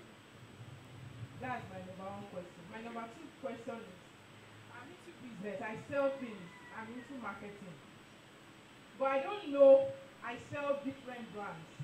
But I don't know the one for the inch to start up for myself. Because I know I'm good in that. I'm good in marketing, but I don't know the one that I can start. Is it food items or provision? I don't know. I'm kind of confused. Thank you. Thank you. Can we take the answers, or you want to take all the questions? Let's take the answers. You want to take all the questions? No. Take the answer now. The answer. Okay. So let me start with the content creation. First, is content creation is hard, right? Nobody knows what to blow you content, because I can do content, you might not like it. It's in a way, it's trial and error, because it's human nature, right? Sometimes you wake up, you are happy. Sometimes you wake up, you are sad. Sometimes you wake up, you are angry, right? So it's human nature. You can't determine what works or not. The only thing you have to do is you have to be consistent. Now, let me give an example, right? I'm not a content creator, but I deal with content social media. Let me use my own personal handle. I'm in finance, so I tweet about economy, business, serious stuff. Now, one of the threads, right, or content I put out that gave me a lot of following was in the, I think, 2011 election or 2015 election. So what did I do? I estimated how much it would cost then, right, to run for president in Nigeria. And so, but I think the figure I had then, in fact, I actually do it for every election. I did it for that election. I think it was the one that was postponed last minute, right? That was 2015, I think. So I estimated the cost of how much would it cost to run for president in Nigeria. And it was 10 billion. And so people loved the tweets, there were retweets, it got shared, and so it gave me a lot of following. Now, did I do it expecting following? No. It was a numerical assignment for just a mental thing to do. How much would it cost to run for presidency in Nigeria? Because it was an election season, there was content around elections. So I did that. 2, let me give another example. I follow Big Brother, right? I know it's a church, but this is social media. There's media everywhere. So I follow Big Brother. Big Brother Nigeria, Big Brother Africa. Why do I follow Big Brother? Nigerians love it. Start-wise, content-wise, whatever metric you use, people follow reality TV in Nigeria. So why do I follow it? I follow it so I can create content around finance on it. So if I know there is Tasha, I know there is Erica, I mean, you know all the names, right? So if I'm writing on it, I'm not writing from a case of there's something about Big Brother, I've never listened to it, I don't know it, I just know it's trending. And that's what the big firms will do. So the banks will jump on it, people jump on it. They have no clue. So you just have to be consistent in what you do. Look at what is trending. Look at what, let me give you an example. Petrol, right? The trending things in Nigeria, petrol prices, food, Nigeria versus South Africa, and all that. So if I want to create content, it's content around that I would do. That's not my niche, right? I'm not a sports guy. I don't follow football. But I need to know who scored the goals, what was the match like. I know there's banter. There's this rivalry, Nigeria versus South Africa, Nigeria versus Ghana, and everything. So if you are creating content, you have to look. I mean, Valentine's Day is next week. It's big in Nigeria.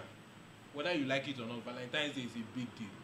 Most of the streets are full, joints are full, everywhere is a mess. So if you want to create content, you might say, okay, what kind of content do I want to do around Valentine's Day?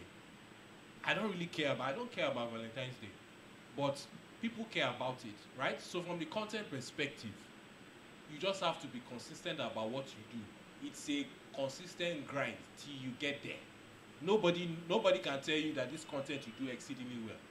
You might do something people don't care. You might do something random and people love it. So if you are creating content, you have to be consistent. You just have to keep doing what you do, right? Now for the marketing thing, I'm going to give you an example of someone. I'm going to give you two examples. There is Ola of Lagos. Everybody knows Ola of Lagos. What does Ola of Lagos do? What did he start with? Ola of Lagos reviews cars. He does car reviews, right? Then he gradually expanded into other things. So he will review, he will do real estate advertising, he will do sexual enhancers advertising, he do all sorts of stuff. But he does well. So if you go to his page, the car reviews do well. So if I started from car reviews, then he helped people to market cars, then he started marketing real estate, and he's doing different things. So Ola can market different things, but when you think of Ola, what do you think of? It's cars. So you can start with marketing different things till you find a niche that you're comfortable with. 3 is look at your stats. Who are your core audience? How old are they? What country are they from? What state are they from if you have access to that data? What time are they? I mean, so if for instance your strength is Instagram, there's some content that might do well in Instagram, right? I'm a Twitter guy. If you are marketing cars on Twitter, it might do well. But if you are selling a car, you have to show me this is a nice car, it's a 2012 model, it's this, it's that. I can see it. So in marketing, you have to now determine what am I marketing, the product I'm marketing, who are my core followers. You might be marketing something like sportswear. It's a niche market. The only people who can market sportswear are people who are into fit farm, as we call it, right? If you are not a fit farm person, you're marketing sportswear, nobody's going to pay attention to you. So it has to be something that you are known for, that you are marketing. So if you say you're marketing food, is it something you are known for? You have food influencers right now, right? Somebody might go to a restaurant, what's his name? Okwefa Maki. So what does he do? He goes to a restaurant, review the food, do his post. There are 4 or 5 people like that. So you have to determine that I'll do lots of things, but create a niche that works for you, gradually do stuff, and then you can expand, right? And it's hard work. And I'll also say, I think we're in January this year, there is something that happens. There's an event called Social Media Week. The name is rebranded, I've forgotten the name, right? It happens either January or February. If you Google Social Media Week, say 2023, takes place in VI, Landmark. You have to learn from a variety of people. So it's 3, 4, 5 days. You go there, you sit. It could be Social Media Week. It could be content creator. So whatever niche you are interested in. So if, for instance, you are interested in food, GT Bank does food and fashion fair. I'm not a food content creator. I'm a numbers guy, I'm a finance guy. But I go there. I want to see how much are young people spending on clothes. What are they buying? What are the brands that are doing well? So if, for instance, we do a lot of influencing, right? If I want to influence through a food influencer, who is the food influencer? Who is the fashion influencer? So you have to take a scientific approach to say, I'm doing food marketing. Who are the guys that are into food? I mean, what restaurant has good PR? What restaurant has bad PR? How do I want to approach it? What method am I using? And ultimately, I always tell people, you need to own your own platform. Because you might use YouTube, Instagram, Facebook. I mean, one day, a president might wake up and get pissed, and they shut down your one social media platform. That's the end of your business. And that's a risk that is hard. So for instance, a lot of our sales comes from Instagram. But we always will tell ourselves as a business that if Instagram is shut down today, we are in trouble. And we've had cases where a few times our Instagram handle just is shut down or something copyright. 1 week Instagram is down. Your revenue has taken a hit. So we told ourselves that look, we can't entirely depend on only Instagram. So that's why nowadays you see some platforms you have maybe Reunion Chapel. Then there's Reunion Chapel backup. So in case they take down the main page, you have your, so you need to take out the time to learn these things, right? Whatever, I mean, if for instance you're interested in food, there are food influencers. So when I watch Instagram and when I watch YouTube, what am I looking at? I'm looking at the quality of the video shots. I'm looking at the frequency of posts. I'm looking at where they are posting from. I'm looking at what are people saying in comment section. So not even my own comment section. Other comment sections, what are people saying? What do people want to know about? You know, so you can even have a content plan. So for instance, Valentine's Day is next week, right? What's the next event? When is the final match? It's Sunday. So as a content person, you're already thinking, am I going to cover it? What am I going to do? Next week is Valentine's Day. After Valentine's Day, what do you have? You have Easter, right? You have Workers' Day. Then you have things in between. Then you have whatever is trending. So you have to create it in such a way that creates content that cuts across all. Not every content will bang. But the one that bangs, nobody knows. Nobody can tell you what to bang. Let me give you a business example, right? So it's Kim Kardashian, Kim K. You just Google Kim K, Kim Kardashian. How did Kim K get famous? A sex tape was leaked online, and which it should be negative publicity, right? Sure. But what did she do? She said, okay, fine, how do I maximize it? And I said some people tell you it was leaked by purpose. She said, how do I maximize it? So what does she do? Creates reality TV content herself, her sisters, and all that, right? But she goes beyond that. She said, look, okay, I can influence for fashion. She's a fashionable person. She's a good-looking lady. So you always have to tell yourself, what's the next stage? Because if you stick to, and there are people like that, okay, there's a brand I want to mention. I won't mention it so that they don't come after me and my business, right?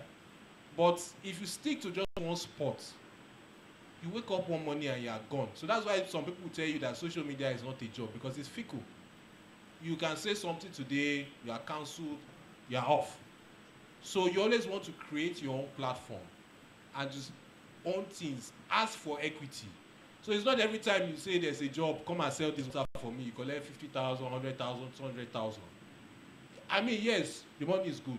Sometimes tell people that, you know what, instead of just give me 50K, 100K, come and sponsor water in my event. It's something. There's a comedy event I went to, Chinasa, I can mention her name. She got a fintech to sponsor the show. So what do people say? You know what? There was a raffle draw if you want to win. Minor stuff, but it had mileage. So you always have to tell yourself, what's the next thing? How do I create structure? How do I create sustainability? Because you cannot live on influence this thing, I pay you. I mean, it's not sustainable. So you want to go further. Let me use another example, popular example, Don Jazzy. What do you know Don Jazzy for? Music. Well, he's a funny guy. I can tell you for a fact that Don Jazzy is also a great startup investor. So instead of saying, give me money to invest in your product, he says, you know what, give me equity in your business. Give me 5%. Give me 10%. So those are a mix of those deals is what you need to strive. Because sometimes you might do a 50K job and that's it. You might say, okay, give me 5% or sponsor my event. And sponsoring your event will give you more mileage than whatever they pay you. You know, so those are the things that you have to do. You just have to mix all those things till you blow. And when you blow, the thing about blowing is, if you blow and you don't sustain it, you know, a popular person is like, how will I put it? Someone who is rich and becomes very poor. It's hard. It's emotionally hard. It's painful. So if you know you are not rich, you know you are not rich. You are not bothered. I'm not rich. But if you have money and you fall down, it is emotionally tough. So even in saying you are doing marketing, you are doing social media influencing, tell yourself that, look, how can I be consistent, right? So you mix all those things, but it's a science. And I read books. I read books on YouTube. There are books on how to be good on YouTube. I read books on YouTube. In my slides, at the end of my slides, you see a list of people who I listed, right? There are 2 people there, and I've told them that if they ever start up a business, even if I don't have 1 kobo, I will borrow money to put money in that business. Why? Because I know that execution and talent is there. So if you say you want to do social media, I mean, there's a wide range. There are people who influence, but you make more money from consulting than your own personal influencing. So you can consult for a bank and say, I'll handle your social media. You might not see me, but I might be the one handling. There's a popular billionaire who's very active on social media, right? I won't mention his name, but there are not many. He's a male, so I've already given you the gist. He has a social media team. So they handle, he's not the one posting or creating content. Their job is to create content for him. And trust me, he pays more than 50K, 100K, 200K influencing, right? So you have to be strategic and you say, I'm doing social media, I'm doing influencing, what's the end goal, what's my structure, what's the pattern, where is the money? The money is not in the 50K, 100K, 1 million, 2 million. It's good money. I won't deny it. It's good money. The money is in the sense that you are a brand I want to consult for you. I mean, there are people who do fashion consulting. They make more money than models. So you have a fashion brand, I want to consult for you, I charge you. I mean, so you have to look at the whole line and say, how can I make money? Where can I make money from? Be flexible, learn. In human business, there's a science to everything. So you the science to what I'm doing and learn the science. Yeah. Okay, next question, please. You don't need to go far. I thought you were raising your hand, ma. Okay. Good afternoon, sir. Good afternoon, ma'am. My question goes to Pastor Femi. In the diligence, you said in diligence that you must have a risk. Must take risk. You must take risk.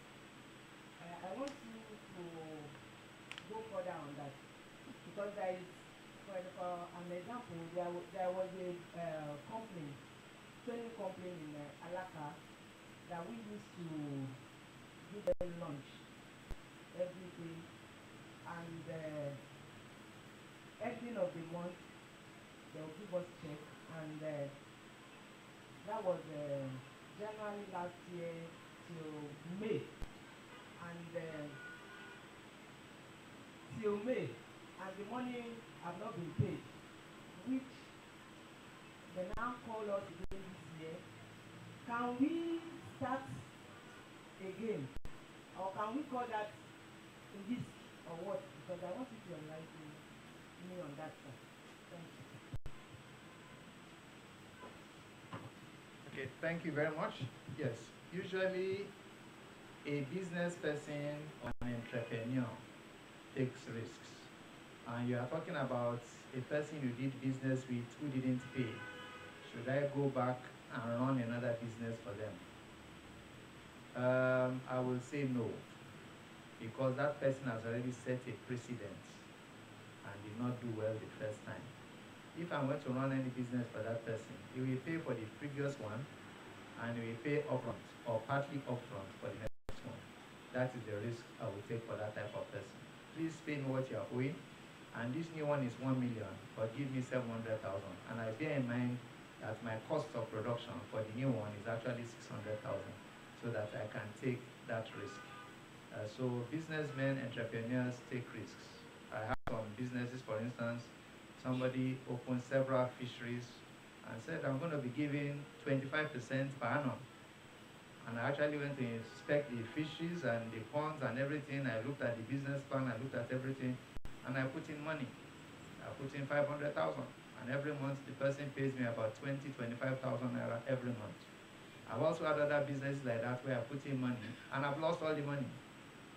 So a businessman takes risks, yes. But if you say that you will not take risks, it will be like the story of the 4 lepers.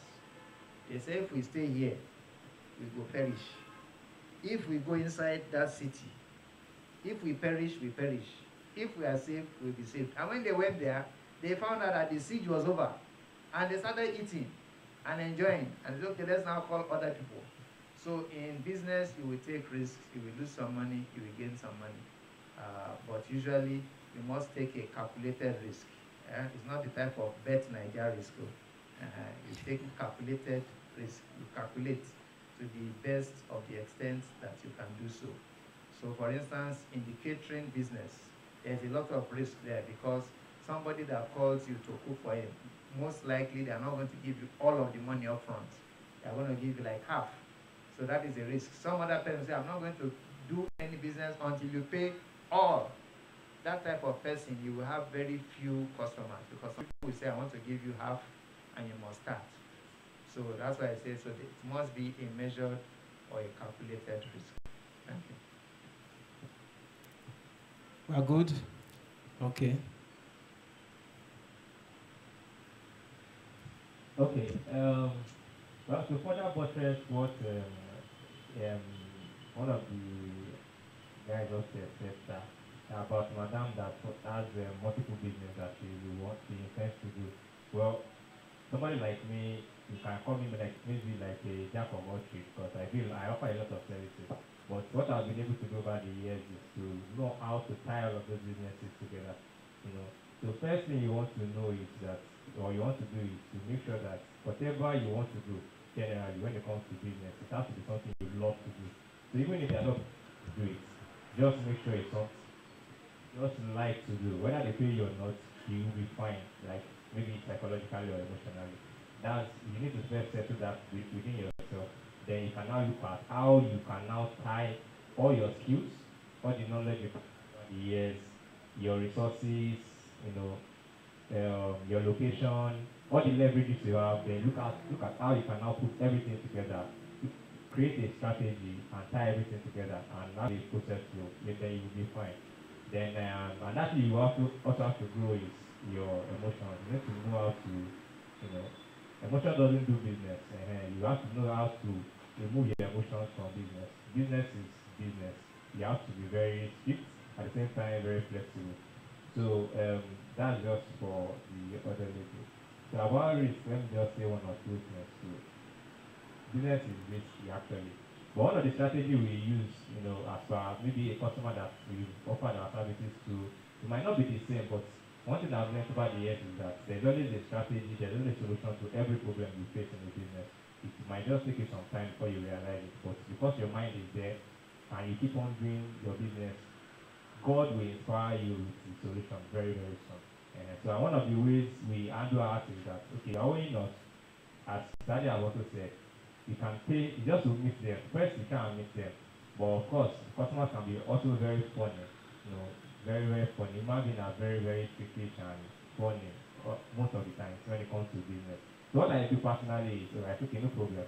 What do you want to do now? I give you a quote. Okay, make a down payment for the new one I want to do. I know you don't want to pay for the old one, no problem. Pay the new one. As soon as you credit me, then I can tell you that, okay, how are we going to do this now? The other one you are owing me, I have people that work for me that have paid. I'll be using this money to pay them now. Now, this is the thing. If you don't know, before that moment, you've actually lost that customer, or you have almost lost that customer. Yes, so you can as well just lose them now. So you understand? That's what it is. To be honest with you, it sounds funny, but it's just the reality of things. You've almost lost that customer because in a chance of 1 to 100, any customer that have owed you will most likely not come back to you. They will be taking your business elsewhere. So you've already in a way lost the customer already. So them coming to you gives you a leverage. What you just do, I don't know if you just act like a moment. Okay, no wahala now. Okay, pay 60%, then you can start the job. As soon as they pay, you say, okay, now start. I know you don't want us to discuss about the whole thing, but how do we do this now? People, in fact, I almost got arrested for the previous payment that they didn't pay me. So how do we do this now? I've used the money now to settle those ones. I don't mind losing you, actually, again, at that point. I don't. To be honest, I don't. Because I've lost you already. Then if you are really keen about doing the business, then you make the previous payment, then we can continue from there. Or another way is that, okay, fine, once they make the other payment, the first payment, then you start the job. Then you owe something back.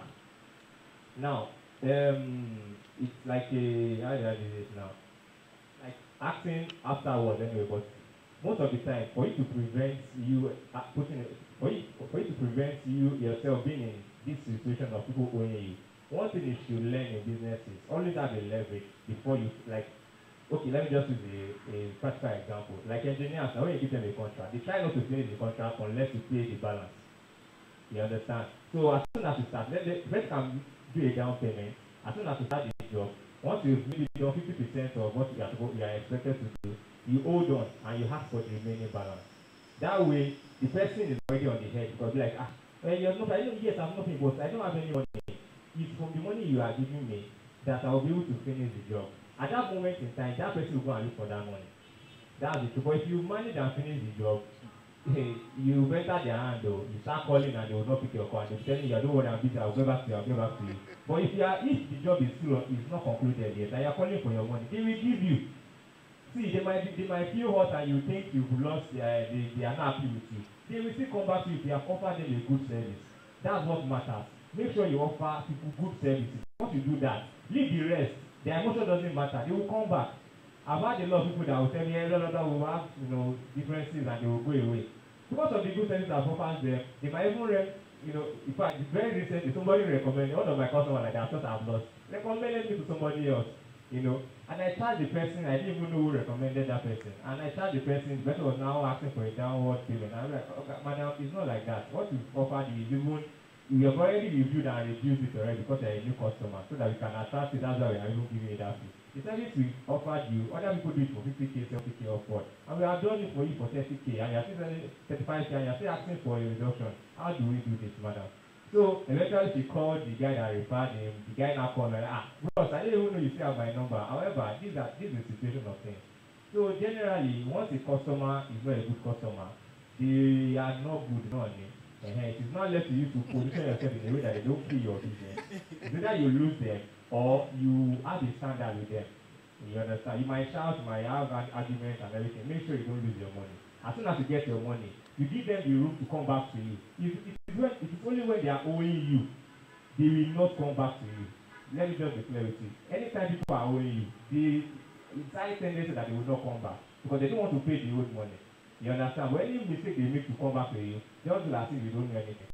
Unless something from them, add a leverage. And that strategy we use is this.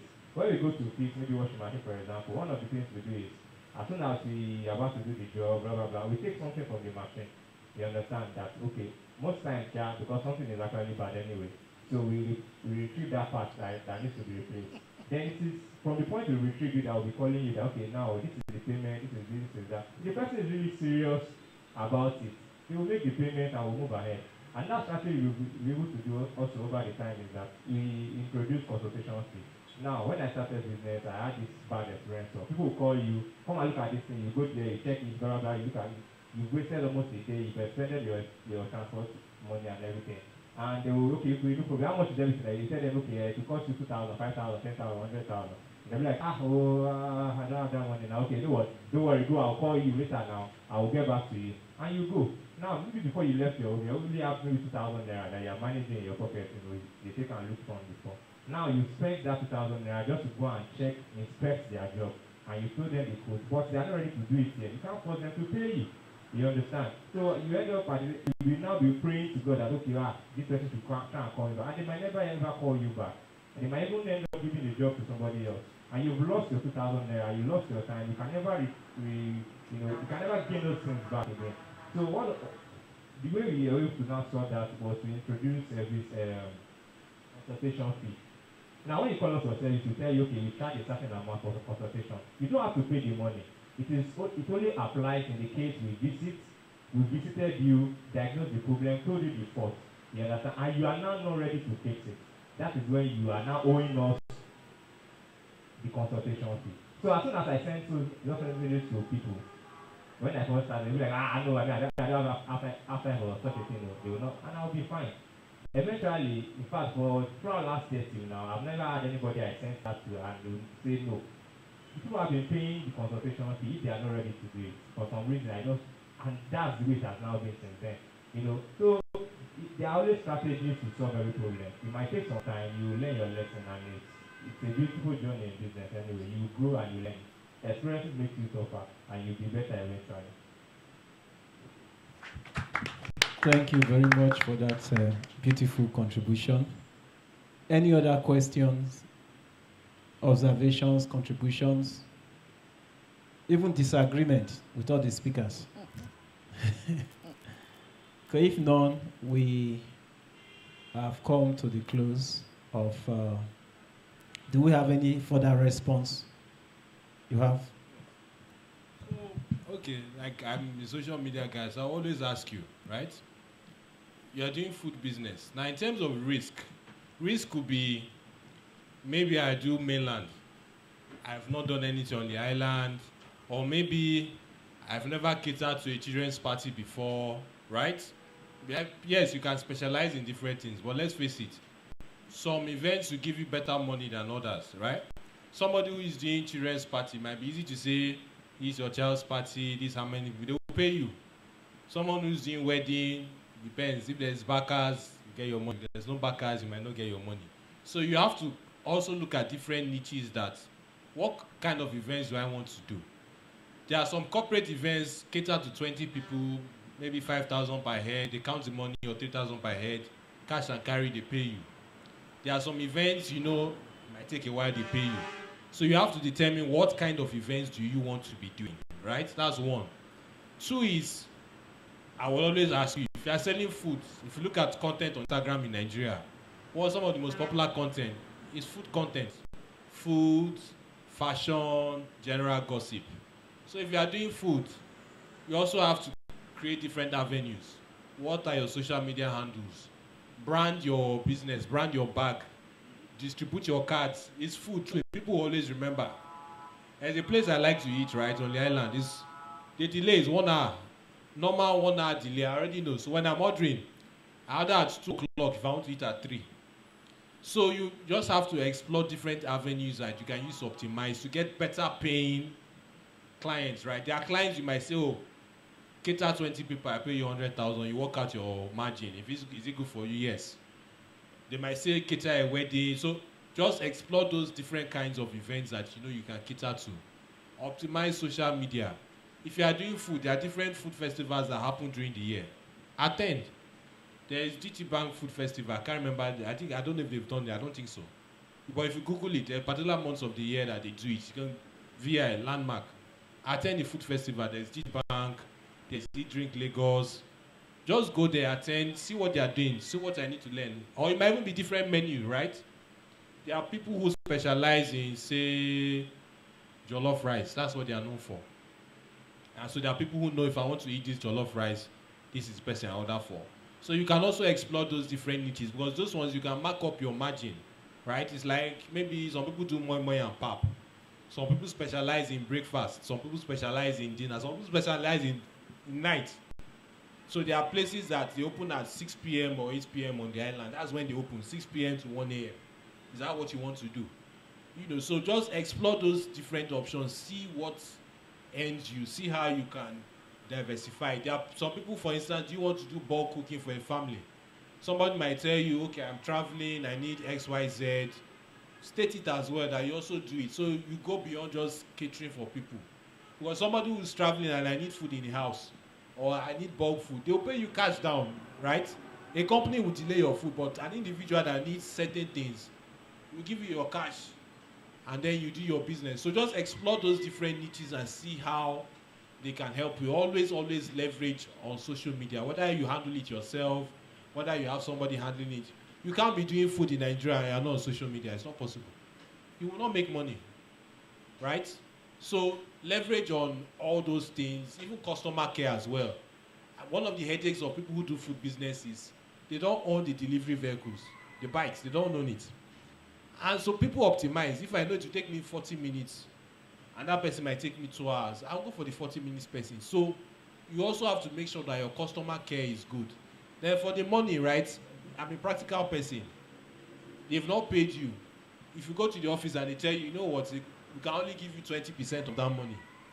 Calculate your transport fare to through the office. If whatever they're offering you cash that they can give you at that point in time, collect the money and you move. Because there are businesses like that you do that. Rather than write off the entire money. So you visit them and say, how far? Can you give me 10% of this money? So if you calculate your transport, toll through, it covers. Then you have change in your pocket. Then you do it. You know, so explore that option as well. Yeah. Any other questions? We have 5 minutes to go. Okay. That's a mic here. That's a mic here. Sorry. Okay. You're an engineer, so you can handle the mic. Hello? Yeah. Concerning the business. Yes, I've had one issue like that. A customer actually refused to just pay. And one of my lawyer friends advised me, and one of the things he told me is, I just consulted him to just do them a letter. That a letter will just solve the problem. So if the money is really worth it, maybe just get somebody, a lawyer or somebody, draft a letter for you, and just go there. Don't even they will just deliver the letter to them. You see, your money will just come out. I'm telling you, it will come out. And I think that will just solve the problem. If the money is big enough, just get a lawyer. Maybe I don't know how much they charge per letter, maybe 20K, 15 or so, I don't know. The money will come out. However, lawyers have a funny way of getting things out. Okay. Deep in my heart, I'm thinking that maybe the person is her uncle, the person is her in-law, the person is from her village, the person is her family friend. So Yorubas don't like lawyer to come into that. So, well, we have so many options you have heard now.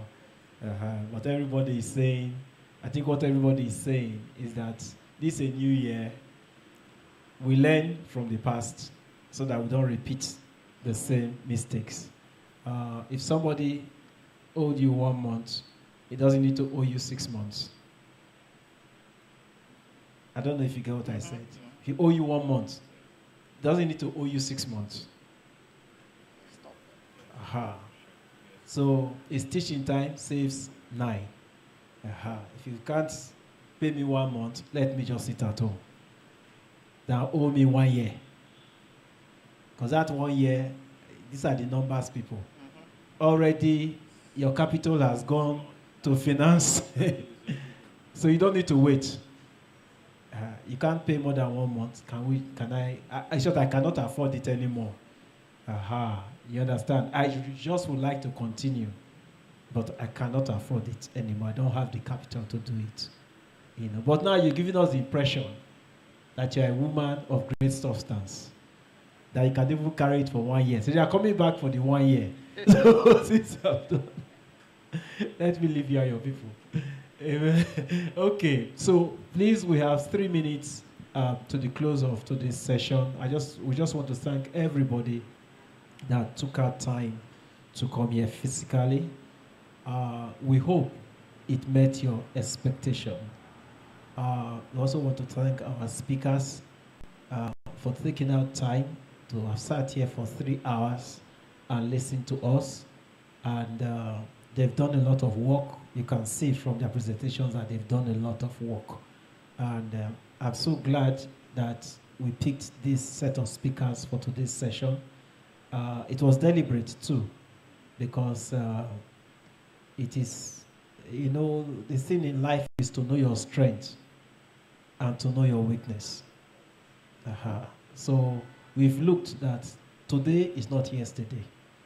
The language of today is not the language of yesterday.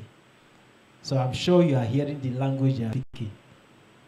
So if you are the person who does not like to buy the data for your phone, it means you have joined my language. Because people have become digital.